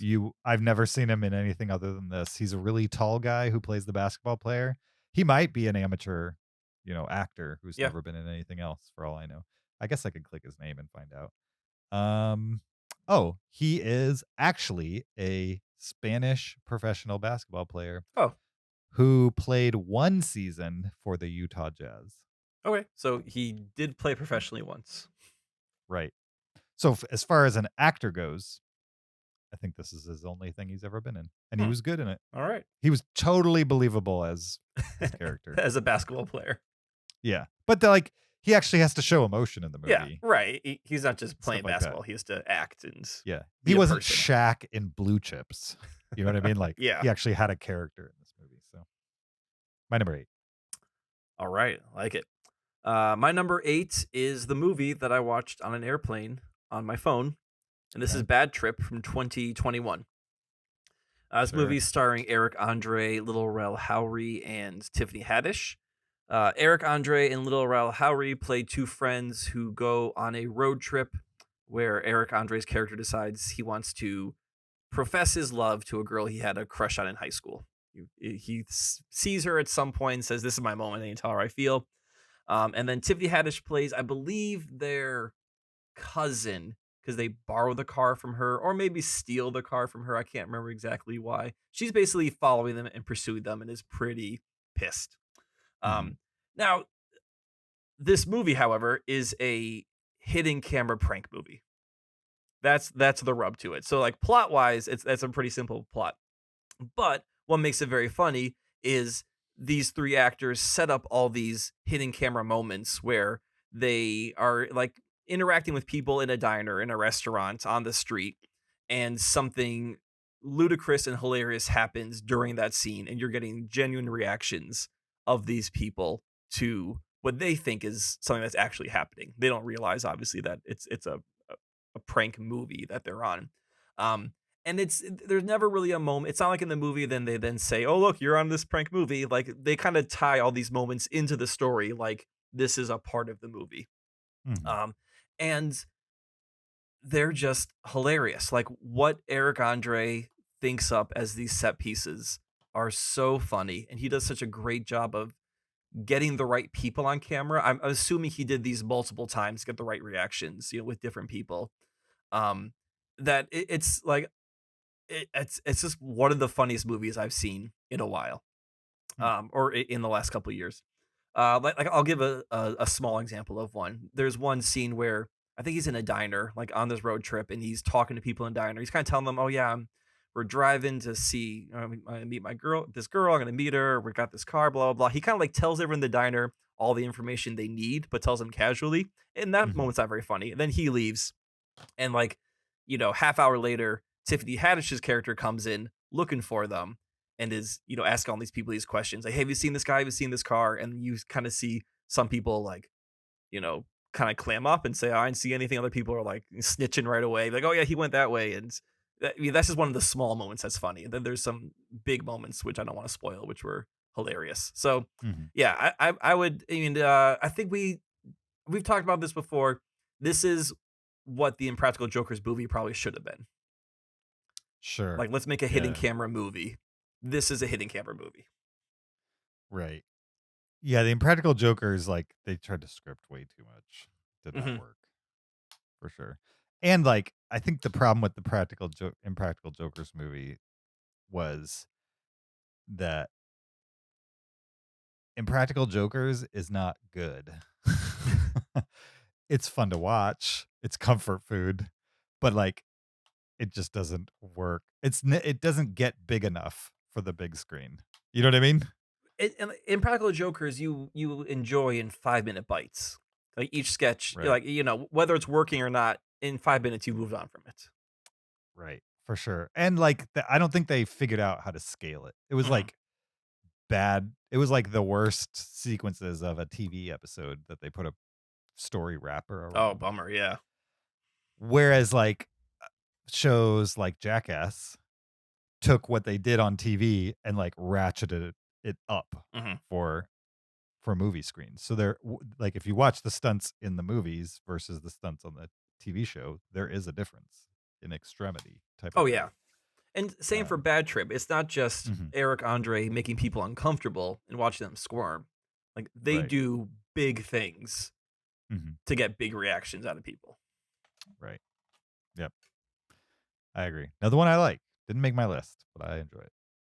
My number 7 is a movie I guarantee you don't like, Kyle. Okay. And it's titled I'm Thinking of Ending Things. Oh, is that the one with Jesse Buckley and Jesse Plemons Yes. in the It's that car? movie. Yeah. And why Um, don't you like it? for so many reasons. No, So because m- Charlie Kaufman wrote and directed oh, it, oh, right? well, no, because he directed it. Yeah. Right. Charlie Kaufman, writer, Oh, right. He didn't amazing. write it. Yeah. Oh, no, he did write it. No, he's Uh, just. he wrote it based on the book. He adapted it. Right. I don't think Charlie Kaufman is a good director of his. Well, does he direct anything else besides his own work? You mean movies that he's adapted? Is that what you mean? Has Charlie Kaufman only directed his own Things that he adaptations? wrote. Yes. Yeah. No, I don't think he has. Did I he? think all of them he at least adapted it on his Right. own. Yeah. So I think my problem with Charlie Kaufman is he's directing his own work, and I Mhm. think he's too in love with his own work, so he can't edit or filter. He has to put everything on screen. Right. But when he writes and somebody else directs, you tend to like those. Right, because I think again, I don't know what gets cut. I don't know that creative conversation, but Right. when you're my assumption is if you're directing someone else's work, you get to put your own eye to it. You can put your own lens to it. You get to see it through through your personal lens experience and then get to say, I think this works, this doesn't work, and let's change it. Where when you're in Charlie Kaufman's case, directing his own work. I mean, Mhm. there's plenty of director writers out there, like Alex Garland. I like a lot. He directs and writes his own movies. Mhm. I think in Charlie Kaufman's case, he just doesn't know how to edit himself. But this is your turn to talk about why you like this movie, not why I hate it. So please, But you like Eternal Sunshine, which is a movie he wrote but didn't direct it. I did, but I don't think I love that movie as much as other people do. John It's good. Malkovich. I think I like Being John Malkovich more than Eternal Sunshine. I definitely like Adaptation the most. That's probably my favorite Okay. Charlie Kaufman. That's one he wrote but did not direct. Yeah. Correct. Yes. But you don't like Anomalisa. I didn't care for Anomalisa. I kind of got it right away. It didn't. To me, that movie was too shallow. Sure. Yeah, I like Charlie Kaufman. I think he's challenging even to me. Like I like him. I go into his movies expecting that I'm going to be challenged. Mhm. And sometimes he challenges me too much, for sure. Not too much to not enjoy what's going on, but like enough that I have to think about it before I decide I like it, type of thing. And I think I'm thinking of ending things kind of fits in that bucket. Sometimes with his movies, I think with Anomalisa and I'm thinking of ending things, they're movies that I didn't know what to make of until I thought about them. And Mhm. then I was like, okay, I actually do like what's going on here. I wasn't sure about it in the moment, but now that I've reflected on it, I think I was enjoying it. I just didn't realize I was enjoying it. Whereas Synecdoche, New York was a movie that absolutely baffled me the first time I saw it. Then I thought about it, and not only did I like it, but I loved it. And then I saw it again and again. And I've probably seen it 4 or 5 times at this point in my life, Mhm. and I love that movie. I think it's like a, a masterwork, in my opinion. Did he direct that one? He did I, and wrote it. And I don't think it was based on prior yeah. material. That's another one where I think of the three that he has written and directed, I like that one the most. But even that Mhm. one, I felt a little cold at the end of it. Maybe that one I have to give a second chance. Sure. Yeah, Synecdoche, New York is awesome, but it's also a movie that if you saw it and told me you hated it, I'd understand. Yeah. You know what I mean? It's kind of like I don't have any like deep explanations or defenses for people who are like, it's boring, it's confusing, it's all these things. I'm like, I agree, it's all those things. That's kind of how I felt the first time I watched it. Um, but if you let yourself kind of sink into what it has to offer, which I believe requires multiple viewings, it's great. Anyway, I'm thinking of ending things. We're saying so much want to talk about other Charlie Kaufman movies. Not Sure. even this one. Gives me the same kind of vibes, and it was adapted much like he did with Adaptation. I think he adapted something and then made it more his own than the actual Mhm. text Yeah. it came from. It's a movie that deals with relationships, and it definitely twists reality here and there, and in all the kind of ways that if you're a Charlie Kaufman fan, he can do. And yeah, I really enjoyed it in the end, even though some of it still baffles me, but like a good baffled. My number 7. Nice. Well, speaking of director writer combinations, because I don't want Mhm. to say that all director writers can't direct their own work. That's an unfair statement. My number 6 is The Five Bloods, directed and written by Spike Lee. Sure. This is a movie I don't think I've ever talked about on the podcast. I know you guys reviewed it. This movie came out in 2020. I think this is one of the last pre-pandemic movies you guys watched before Really? the world changed on all of us. Yeah. Sure. And I eventually got around to seeing it, being that it is at least on the list I saw, it was considered a Netflix exclusive. Um, Yeah, so this is a Spike Lee movie. It is about four African American Vietnam veterans who decide to go back to Vietnam to find I think it's some treasure or something that they hid while they were there. And they said, okay, this is our time to go back and get that, but also just to kind of go back and visit the place where they had a both formative and traumatic experience. Um, Mhm. the four the four veterans are played by Delroy Lindo, Jonathan Major. No, sorry, not Jonathan Majors. He plays one of the sons. Delroy Lindo, Clark Peters, Norm Lewis, and Isaiah Whitcock Jr. Um, and then in flashbacks, they're played by younger actors, as well as their commander is played by Chadwick Boseman, who's kind of the Mhm. fifth member of the team. Um, so they get back to Vietnam, and things take a turn. I think even when you did the list for this movie, it was movies that take a left turn Mhm. because it starts off as sort of a let's go back and be back in the old country and also go find this treasure, and then um, other things happen, and it becomes a rather violent action movie in the last Mhm. probably third of it, which I did not expect from it. And this is definitely not my favorite Spike Lee. I think in this case he does overindulge at times. Mhm. Like definitely the action gets to be a little ridiculous in some moments. Um, I couldn't figure out how old these guys are supposed to be because Vietnam veterans now are in their, I mean, if they're in their, they're pushing 70 years old, Mhm. right? And none of these actors are quite up there, but which is kind of fine. Like I'd rather watch actors in their 50s and 60s than guys in their 70s and 80s. You're right, Mhm. after seeing like Cry Macho, for example. Especially if you expect them to be action heavy on the back half of the movie. Exactly, exactly. Um, but it's still, I mean, it's still Spike Lee's still one of my favorite directors. He's got a lot of his touches in it. And then Delroy Lindo puts in an amazing performance.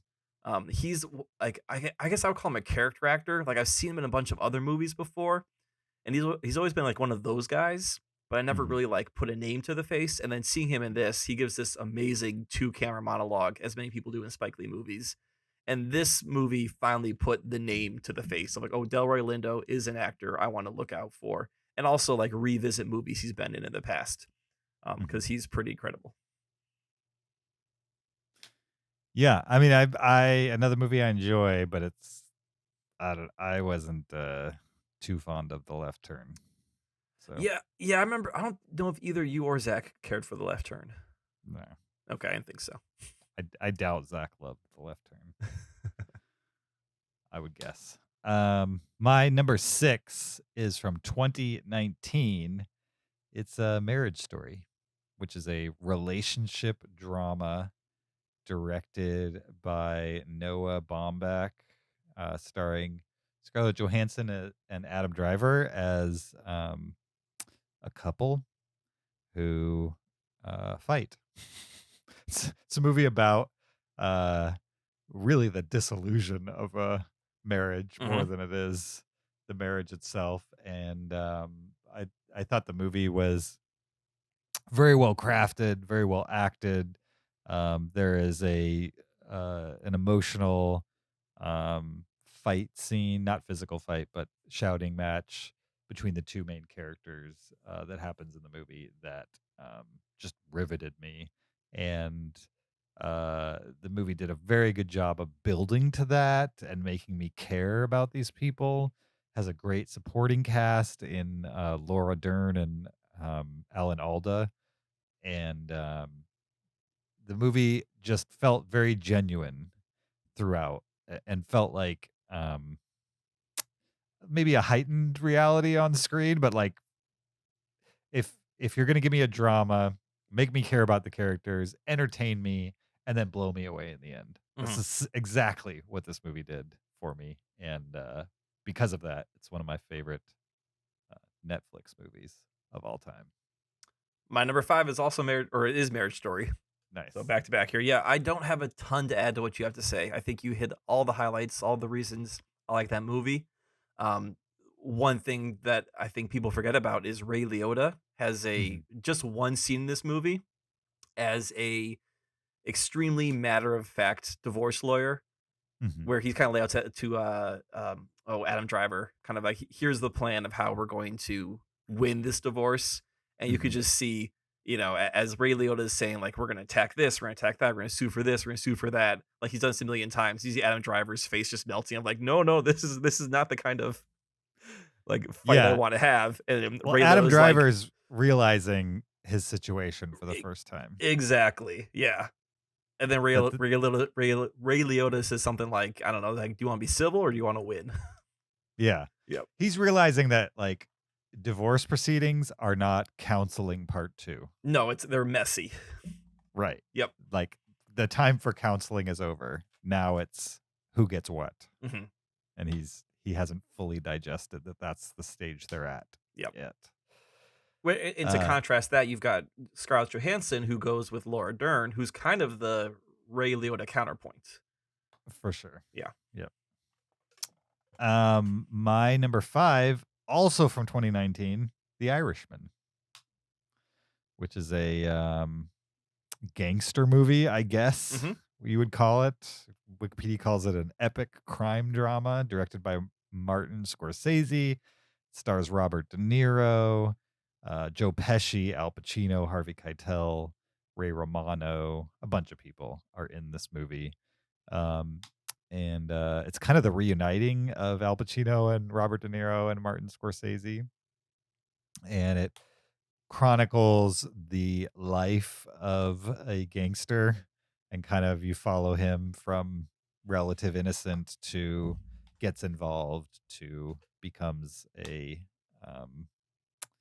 bigger deal in the mob over the course of many, many years. And I mean, what to say about Martin Scorsese movies? Most of them are good. Yeah. Including this one. It's like 4 hours long. So it's a journey. Maybe slot 2 nights for this one. Yeah. If you like Martin Scorsese movies, you've probably already seen it. If you haven't gotten to it yet, you should. And if you don't like Martin Scorsese movies, you probably won't like this one. So it won't be much different than the formula he's used in others. But ultimately I enjoyed it. My number 4. Nice. Yeah. My that was your number. Oh wait, did you go first? Are you number 4? 5. You're My number number 5. Okay, I thought so. Because my number 4 is a 2022 movie called Apollo 10.5: A Space Age Childhood, directed by Richard Linklater. This is a rotoscoped animated movie. It's semi-autobiographical for Linklater, about a young boy who's grown up in Houston, Texas in the 1960s during the height of the Apollo program. Mhm. And this movie is half the boy kind of imagining that he is an Apollo astronaut and he's the one going on all these missions to the moon, and half a 1960s nostalgia remembrance, narrated by Jack Black. Hmm. And I think I've read some reviews. For a lot of people, the part that focuses on like, oh man, weren't the 60s crazy? Remember this, remember that. To them, it felt like they were watching like a VH1 Remember the 90s kind of segment. Mhm. But for me, it worked, and maybe because I watched this movie with my parents, who were more or less the same age as this boy in the 60s. So as Linklater's, through this movie is kind of like remembering his childhood and what he used to do growing up, my parents were also going through that same moment and kind of talking out loud and be like, "Oh, yeah, I do remember that. Oh, that wasn't that crazy." And so that probably added to my experience of this movie, to like see my parents go down the same memory lane that this movie's going with, and to I guess it kind of verified that this was all genuine. This wasn't like some nostalgia trip, but it was Mhm. actually like, oh yeah, this is kind of like what the 60s were like for kids growing up, and here are my parents who can attest to, yes, we remember having this experience also. Hmm. Nice. I want to see that. I think Yeah. you've talked about it before. I think I I'm did a into it. top 10 last 10. I mean, it's on Netflix. It's 98 minutes. It's rotoscoped. Jack At Black one does most of the talking, so At one point, I had seen all of Richard Linklater's filmography, so Mhm. I need to catch up, and certainly that's on my list, my catch-up list. So oh yeah. No, he's another director that I like a lot, and I think he does a lot of directing, writing. Oh yeah. Yeah. So you know what? If you haven't seen every movie by him, I bet you it would be a fruitful journey. I wonder. Yeah. Now I wonder what I haven't seen from him. Mhm. I know I haven't seen them all. I haven't seen Slacker. Right. That's one he did. Oh, really? One? That is the movie that made him. Yeah. I mean, there is a bunch I haven't seen, but probably the big ones are Slacker. Everybody Wants Some. Oh, you will like that movie. Yeah. I want to see Tape. Did you like Wet Hot American Summer? I did like Wet Hot American Summer. Yes. Everybody Wants Some feels similar to that to me. Okay. He directed Newton Boys. Yes. Is that? I mean, they're not all gems. Okay, they're not all gems. And he did the Bad News Bears remake, correct? Yeah, but they're all interesting swings. Yeah. You know what I mean? Yeah. Like when you watch Newton Boys, you'll be like, oh, this is a Richard Linklater movie, but that's not what this movie should have been. You know what I mean? Because he has a specific way of making movies. Yeah. That's got, I mean, Matthew McConaughey, Ethan Hawke, Vincent D'Onofrio, Dwight Yoakam, Juliana Worth watching Margulies. just for the cast. Yeah, that's a great cast right there. All right, well, Yeah. I've seen probably 10 of his movies, Mhm. but I got a couple holes to fill. Yeah, he was one that I liked, and then at one point I looked him up and I was like, oh, I only have to watch like 4 or 5 movies. I've seen all of them. Yeah. So I went ahead and did it. My number 4, speaking of directors I need to see all their movies of, is Beasts of No Nation, which happens to be Netflix's first original by release date. Right, yeah. I don't believe it's the first Netflix original, technically, as far as like when they commissioned something. Mhm. Beasts of No Nation being a movie that they bought, but it's the first one they released that had the distinction of Netflix original all the way back in 2015. This is a Cary Fukunaga film. This is the guy that directed. Well, first of all, he directed Sin Nombre, which is a movie I love. That's in my top 100. And I think for some reason that came up recently. Did you ask me like if I could recommend one movie in my top 100, what would it be or something like that? I don't remember. I don't remember either. But Yeah. for some reason it comes up often, probably because I bring it up often. It's so good. It's like it's a road movie about people trying to escape gangs in South America. So good. Anyway, he also directed the recent No Time to Die, the latest James Bond movie. And he was supposed to direct it. And if you watch the first chapter of it, whoever directed it, essentially, I imagine, took what Cary Fukunaga was going to do on screen and like basically took all the visuals. Mhm. You know what I mean? Like the visuals of Pennywise holding the balloons in like a triangle shape. Yeah. That is absolutely a Cary Fukunaga visual. Like I'm guessing that was storyboarded and somebody was like, all right, we're keeping that. Anyway, Beasts of No Nation is kind of this epic movie that follows a couple child actors who are getting wrapped up in this war drama set in Ghana during like a horrific civil war that was going on during that time. And this guy who is kind of a warlord has recruited a bunch of young male kids. I almost said young men, but like they're like 13, 14, Yeah, they're children. 15. Yeah, they're child soldiers. So that's definitely kids. And just kind of teaches them to be brutal and to help him in his own interest type of thing. And so it's a hard movie to watch, but it's really well made and well acted, and you will believe what's happening on the screen for better or for worse. And there is like a redemption arc to some of the characters. And so there is some, redemption in the end of the movie, but it's still a war movie where kids shoot people. So if you can't handle that, even though they're misguided, they're not actually psychotics, but they are doing the thing. But there's a couple tense scenes in the movie. One in particular where characters you've come to know and love have rejected that lifestyle and are being hunted by their former um, crewmates. I don't know what you'd call them, I mean, child soldiers. yeah, that they're former Yeah, and so crew. Yeah. they're kind of in hiding, and it's just a super tense scene that is burned into the back of my mind.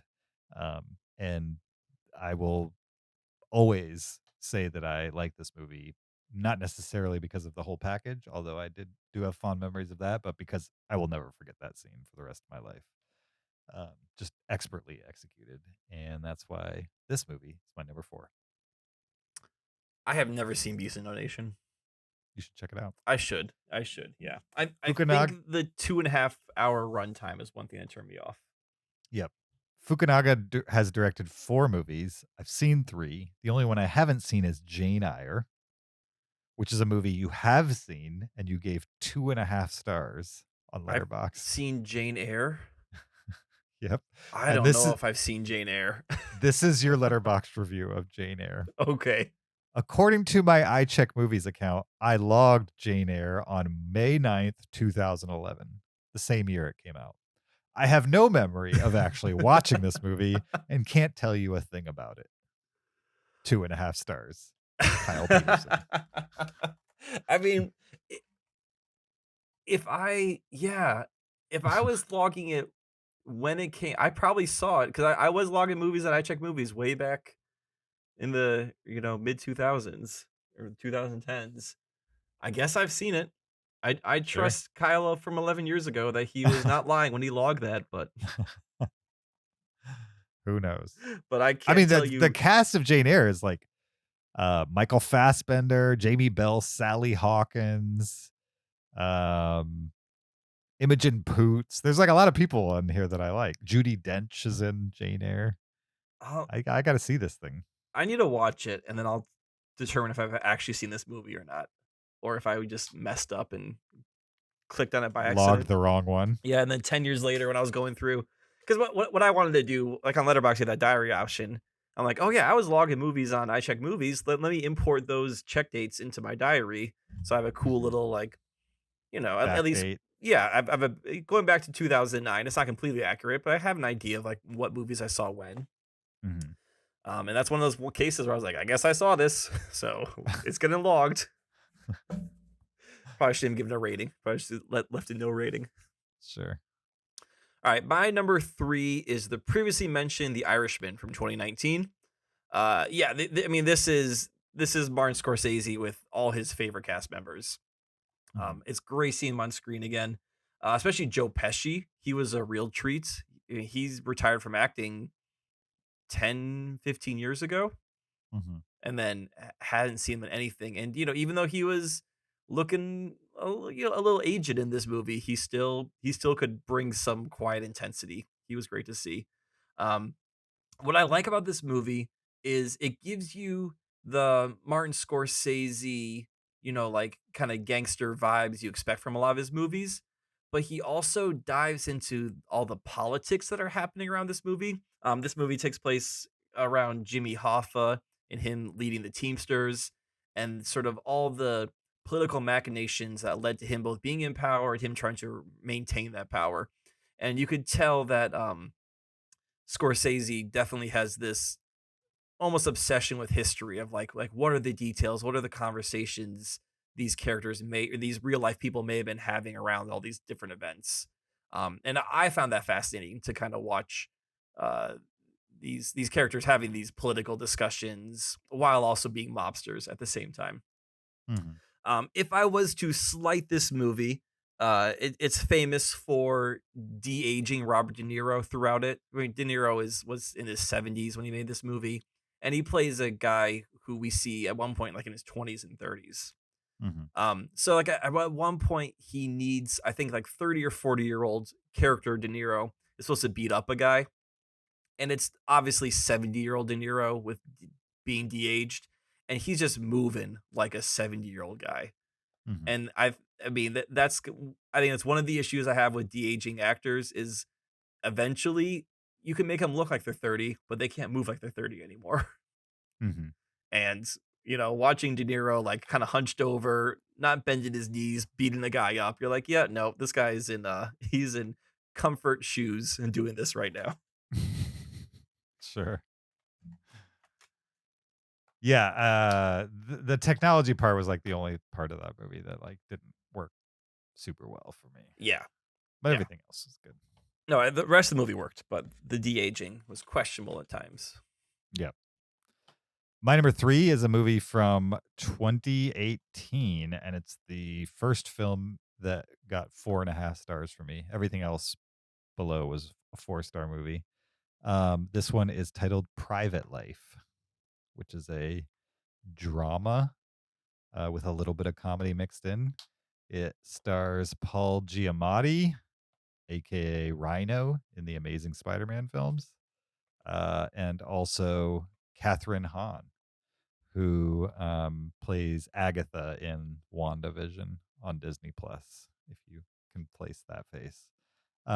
They play kind of a New York couple who live in the city and are in their early 40s, maybe mid 40s, and they've kind of put off having a child together, even though they've been married for 20 some odd years. And they kind of like they're both like kind of struggling artists who have always pieced enough together to like keep going in this pursuit of art. I think most of it's like stage acting in like small theaters and stuff like that, but never really had big success. And now they're later on in life, and they're like, okay, if we're gonna have kids, now's the time. Mm-hmm. And yet, like everything they're trying just is not working. And so they're trying to find somebody. Evidently, the reason why they can't have kids actually falls on the male character, like biologically. And so they figure out that if they um, or I forget exactly. For some reason, they need somebody to carry the child. Essentially, she's too old, Yeah. and so they find somebody who says they will do that for them, and then over the course of the movie, that person decides she's not going to, and so they get their hopes up, and then are crushed by this decision. And then they're like, well, maybe we're just too old. Maybe this just like isn't for us or whatever. So they're about to give up the dream essentially. And then their niece, who's 25 years old, comes to live with them for a season, basically because she's like taking a year off of college or something like that. I forget exactly why. So now they have this 25-year-old living with them, and she's kind of injecting new life into the household, which was getting very dark because of what they've just gone through, Yeah. essentially. And they're like, okay, well, this is kind of how it would feel if we had a child in our early 20s. You know what I mean? That child would now be 25, and this is the future if we were to have a kid, basically. And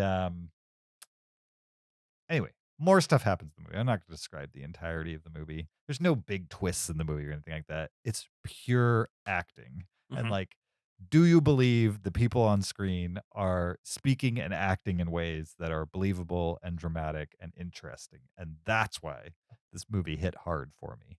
Is like, I absolutely believed all the drama that was being presented, and it was very realistic and intriguing to me. And the philosophy of like really wanting something and just not being able to get there on it despite your best efforts. The idea of like second life on some level when you hit your 40s, and like reevaluating what you spent your 20s and 30s on, what you missed out on, what you got to experience that maybe your friends who had kids early didn't get to experience. You know what I mean? Like just reevaluating all of those types of things. Might be that like I'm right in the same age range, and that's why it worked for me. Although in 2018 I was just turning 40. Just right. Yeah, you weren't quite there. So maybe I was in the perfect time, age range for some of these concepts to be introduced to me. But yeah, really well acted, and really remind me that like Paul Giamatti is not just a goofball. You know what I mean? He's not just like a work for hire actor that's in all kinds of stuff. He's a guy that, given a great script Mhm. and like concentrated direction and a great co-star, can absolutely make me believe that he's just an every Joe theater director from New York. I um, I think Paul Giamatti is one of these guys where he was like he was one of those that guys. He was a character actor all through the 90s, even into early 2000s, and then like then around Sideways happened. Sideways, American Splendor. Like he had a bunch. He did John Adams, also the HBO, Mhm, right? Like early mid 2000s. He's had a bunch of starring roles, and his face was everywhere, and his name was everywhere. And mhm. everyone's like, "Oh, that guy? He can lead a movie." Yeah, and he kind of became the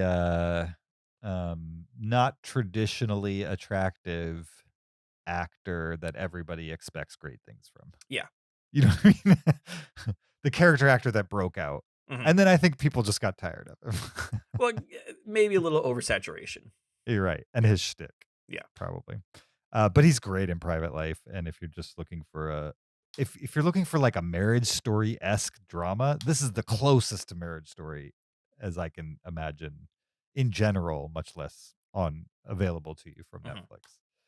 So yeah, I enjoyed it. My number 3. Nice. I have not heard that movie at all, so Should check it out. I should check it out for sure. Yeah. It's good. My number 2 is one of my favorite movies of last year, 2021, and this is The Harder They Fall. This is a Western starring a predominantly black cast. You got Jonathan Majors, who's also in The Five Bloods, Idris Elba, Regina King, Zazie Beetz, Delroy Lindo, also in The Five Bloods, Lakeith Stanfield, Deion Cole, Damon Wayans Jr., etc. The list goes on. It's a pretty great cast.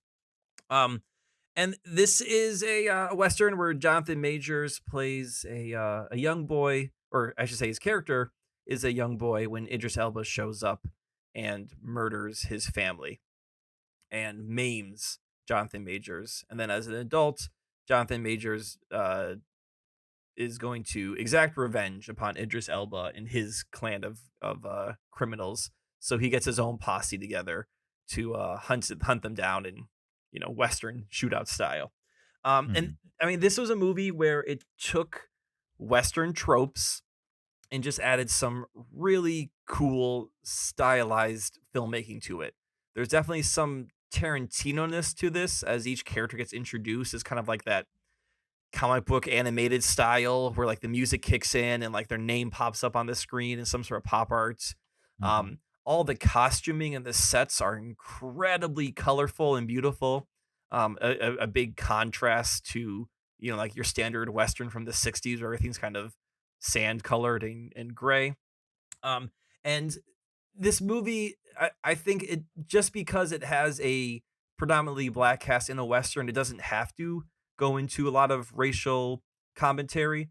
But it does so even a little bit when they have to travel to something called like the White City, which is Mhm. a city that's literally painted in white. Everything's white, and all the characters in the or all the actors in this city happen to be white also. And it's just this great contrast of like, normally these characters live in this very colorful world where everything's bright and vibrant. And for this one scene, they go to the White City where everything is literally white, people, Hmm. buildings, and all. So, and I think that's enough. That they don't need to do more commentary on top of that Mhm. with the cast that they're using. The cast is great. There is some great shootouts. Lakeith Stanfield plays a really cool character in this movie, and it was a movie where I saw it and I liked it and I kept thinking about it, and it kind of slowly crept up my list for my favorite movies of 2021. I think it fell within my top 5 at least. Hmm. I think it's definitely worth checking out, especially like if you like westerns. You've seen a lot of the classic westerns. This does a fun take on that classic western. I like that movie too. Very entertaining and original, and yet very westernish. You know what Yes, I mean? yes. Somehow they found a way to make a western have original elements in a western, and it wasn't just like, oh, we're putting black people in a western. You know what I mean? It was like, Right. Yeah. It's got I mean, that's part of it, but right. but what? it's got other original elements to it too.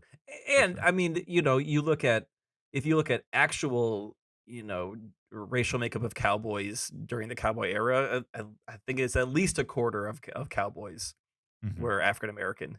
So, Even though if you watch westerns from the 50s and 60s, oh, that's everyone's not white. represented on screen. Not at Yeah, all. Yeah. right. My number 2 is a movie from 2018 titled Roma, which is an Alfonso Cuarón movie, director of Children of Men and Gravity, 2 movies that I quite enjoy. Also, Y Mama Tu Tambien, another Mhm. movie I enjoy. Yep.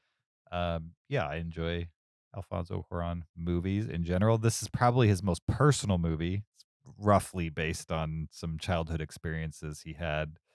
Um, I think I'm not gonna say he's been cagey. He's just been vague about what actually happened and what's invented. But I think generally this is a childhood experience that he's had dramatized. Mhm. Takes place in Mexico City. It's not in English. It's in Spanish language. It's mostly black and white, like 99.9% black and white, and it's great. I mean, it follows a family and a housekeeper, and I mean, I don't know what to say about the plot of this movie because there's not much to it.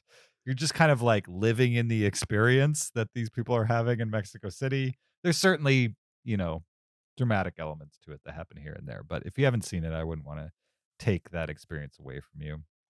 But if you like his style of movie making, if you like his filmic directorial flourishes, they're presented about as classy as possible in this movie. Mhm. Like all of his tricks are on display, but just in a very different story than like Gravity or Children of Men, which are action movies that have dramatic elements to them. Whereas this is a drama that doesn't have any action in it for the most part, and yet you can see his fingerprints all over it. I bought everything this movie was selling, and yeah, it was very successful movie for Netflix. I believe it holds the record for them for most Oscar nominations at Mhm. 10, including Best Picture, even though it didn't win very many awards. I think that's their record for a single film with nominations. So my number 2, Roma. My number 1 is Roma. Nice. Yeah. Perfect. Alfonso Cuarón's one of my favorite directors. Children of Men is, I think, my number 2 or 3 favorite movie of all time. Mhm. And Gravity is something I really like. And this Roma might be my second favorite Alfonso Cuarón movie when I look at his filmography. Short of Um, Children of Men. yeah, I mean, yeah, Children of Men is by far number 1. I mean, that's Mhm. again, it's a top 3 movie for me. But Roma has to be my second favorite Alfonso Cuarón movie that he's directed. I know Zach's high on Children of Men, and maybe you've done this and I just don't remember. But is Children of Men as an average the show's favorite, like the podcast's favorite movie? It, Because m- it's number 6 of all time for me. yeah, it might be. You know, actually, I don't know if we've made that list. I know we have our average star ratings Mhm. in our letterbox account. I don't know if we've taken. I know I've taken Zach's top 100 in mine and compared them and like averaged them Mhm. out. And I know Children Men ranks very high for us. I haven't added yours to that. That actually might be interesting if we take all 3 of our top 100s. Does it beat Empire Strikes Back? Well, probably beats Empire Strikes Back because Zach would not rank that high. But I know No, you and it I would not. would. Yeah. But Back to the Future? Would it beat Back to the Future? Or oh, and you're not as high on Jurassic Park as Zach and I are you? No. Yeah. I mean, I So like Jurassic Park, but it's not. I don't even think it's in my top 100. would it be Back to the Future? It might be between Back to the Future and Children of Men of what is the Cinereelists' favorite movie. That would be an interesting Sure. list to take our top 100s, find out what movies we have in common, and then average those out. Mhm. I think we should do that. But yeah, Roma. Cuarón directed it. Definitely, you see Cuarón's array of directing on this. Sometimes you have a camera locked on a tripod, just following a character. Like there's that one great scene where one of the workers is walking through the house, and the camera's just kind of panning back and forth, left and right. Mhm. as she's just going from room to room. You also have some of the extended shots he's famous for, like the riot scene, if you remember that one, Mhm. where Oh yeah. she's in the store and there's something going on outside the store and she leaves and all of a sudden there's like this protest turned riot that she gets caught in the middle of. Mhm. Um, is great. So yeah, you see kind of all his directing styles. His storytelling in this movie is incredible. There are a couple really personal, emotional moments that happen in this movie. Moments that I started getting emotional. Um, we could say one is the birth scene and one is the swimming scene. Those were two that I responded to strongly, and I was not expecting to. Hmm. And I think this movie also like it gets into some cultural aspects of Mexico that I think most of us, here in America and as white people don't understand. But Mhm. reading about it, like a good part of this movie is about the difference in class of Mexicans who are of European descent versus of indigenous descent.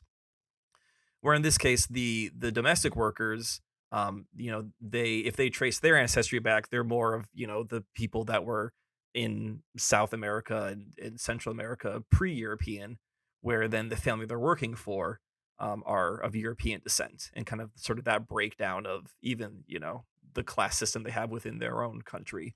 It gets Mhm. highlighted in this movie, which is something that I didn't really understand at all, but going into this movie, but this movie then introduced me to that concept. Yeah, it's a 4.5 star 4.5 star movie for me, nearly perfect.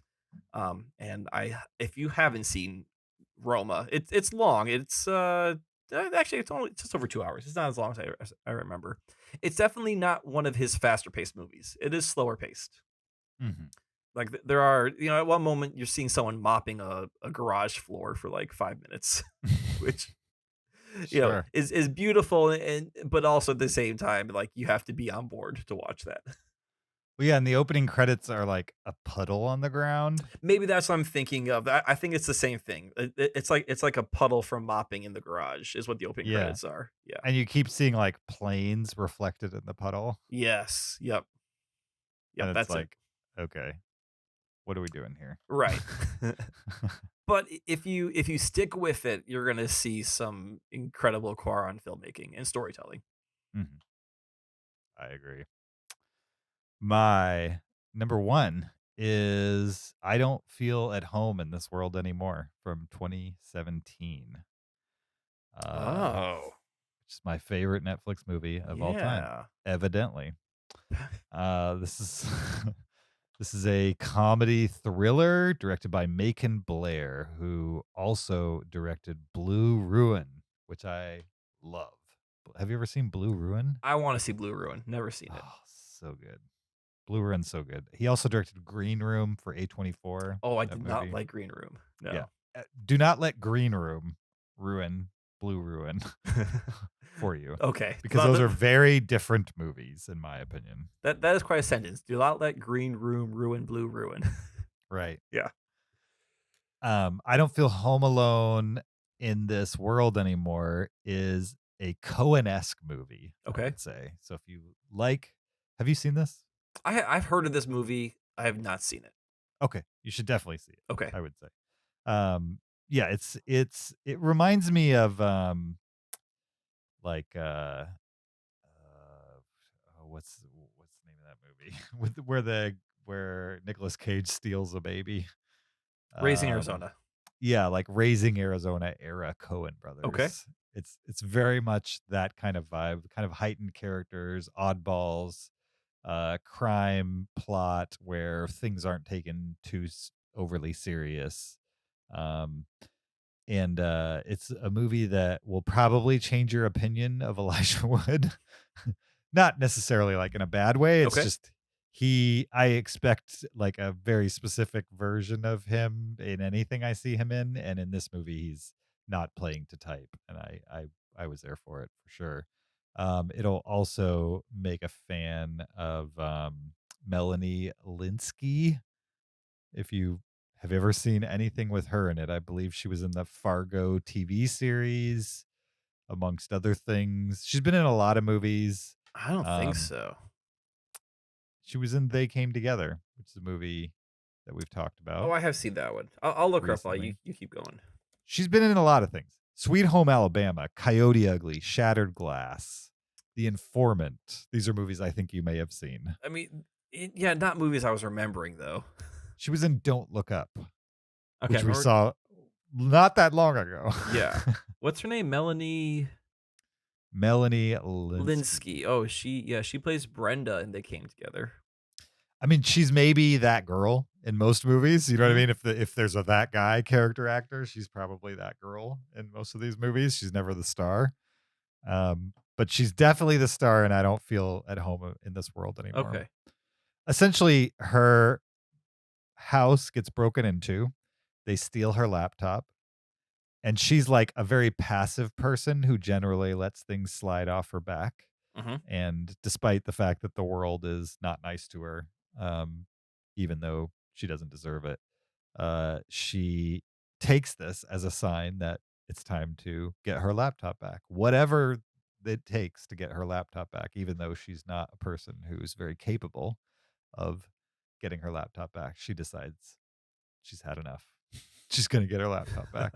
And so she goes on a journey. She recruits her weirdo neighbor, played by Elijah Wood, to help her get her laptop back because she thinks that her weirdo neighbor not necessarily will protect her, but like she doesn't have the skills to intimidate people or anything. Mhm. And he wants to help her. And so she's like, fine, you can tag along. And so over the course of the movie, things unfold. They get introduced to kind of like the seedy underbelly of their small town. And they get involved in ways that they couldn't have imagined at the beginning of the movie.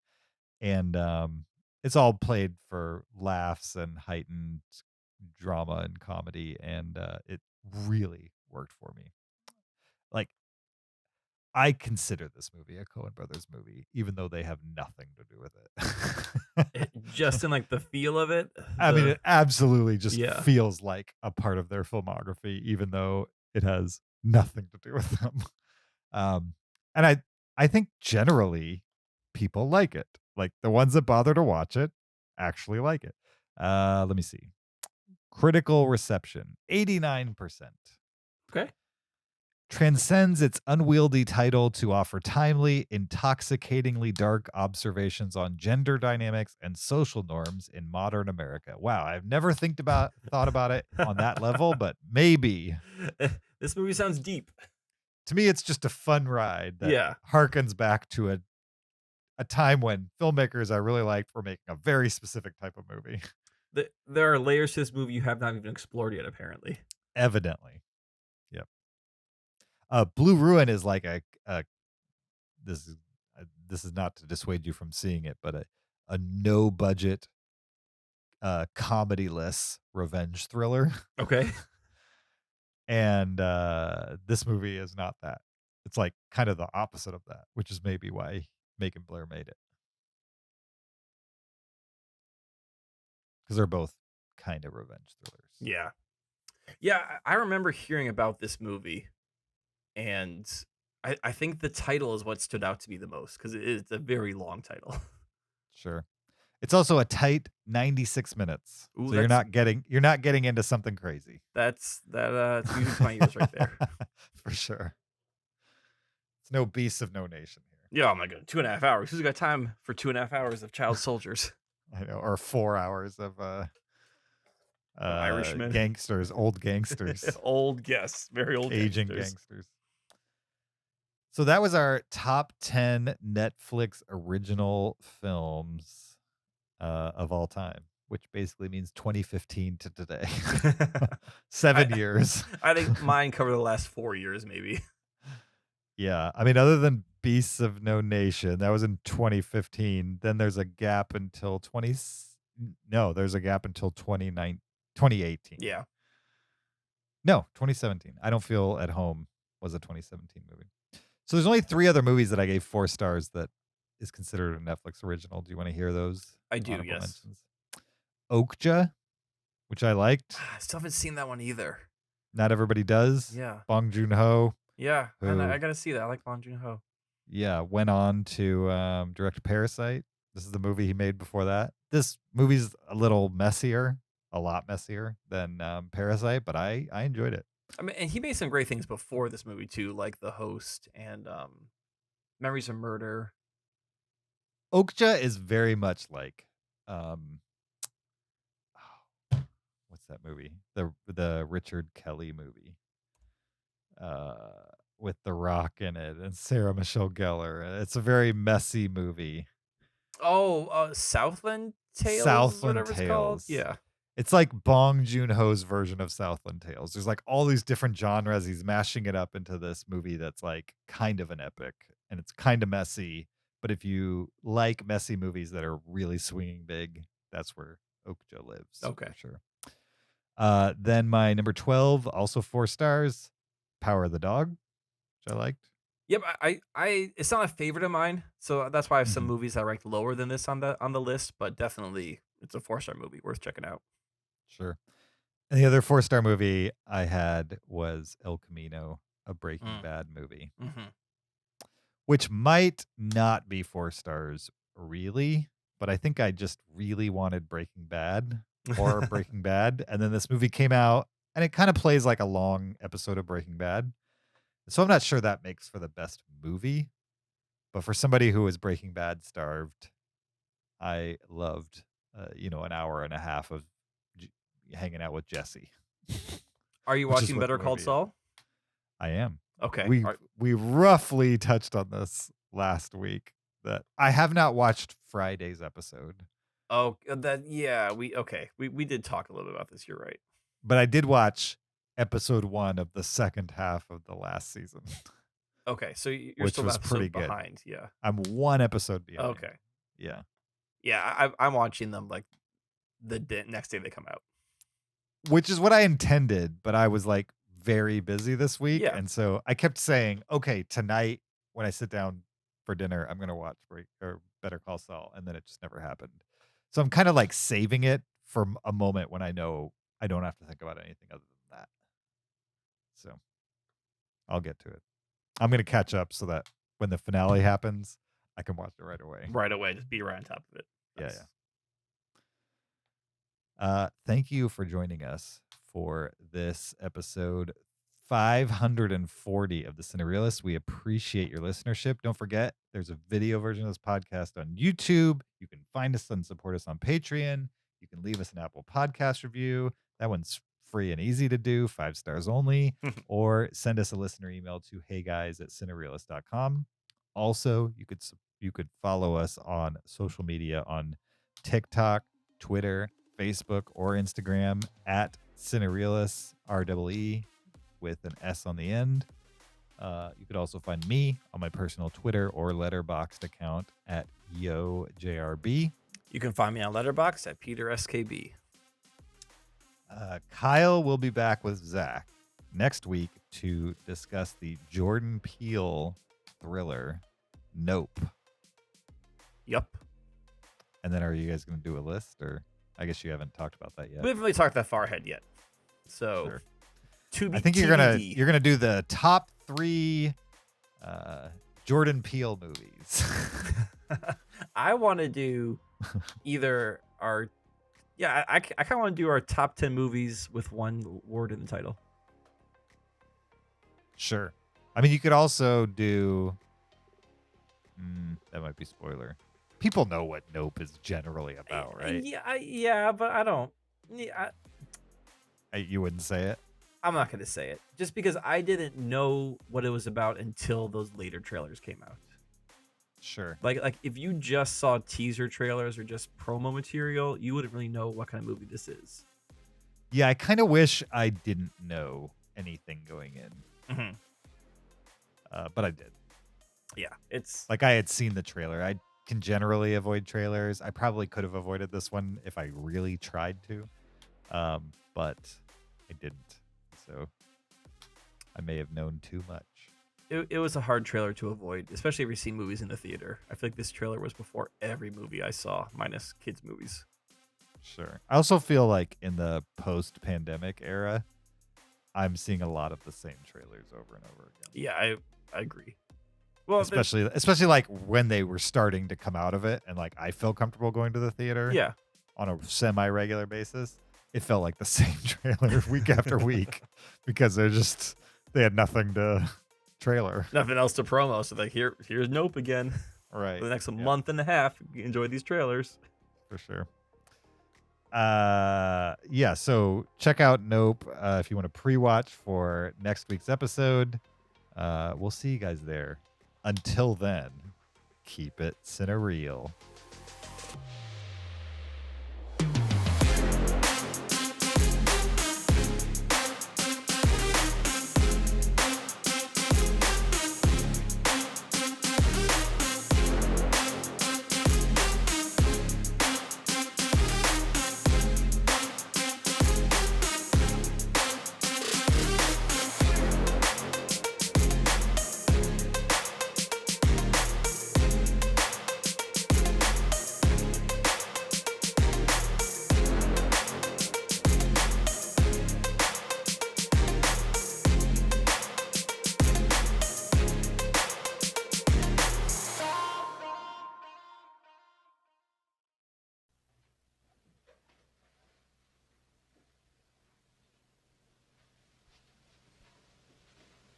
You're still here? It's over. Go home. Go.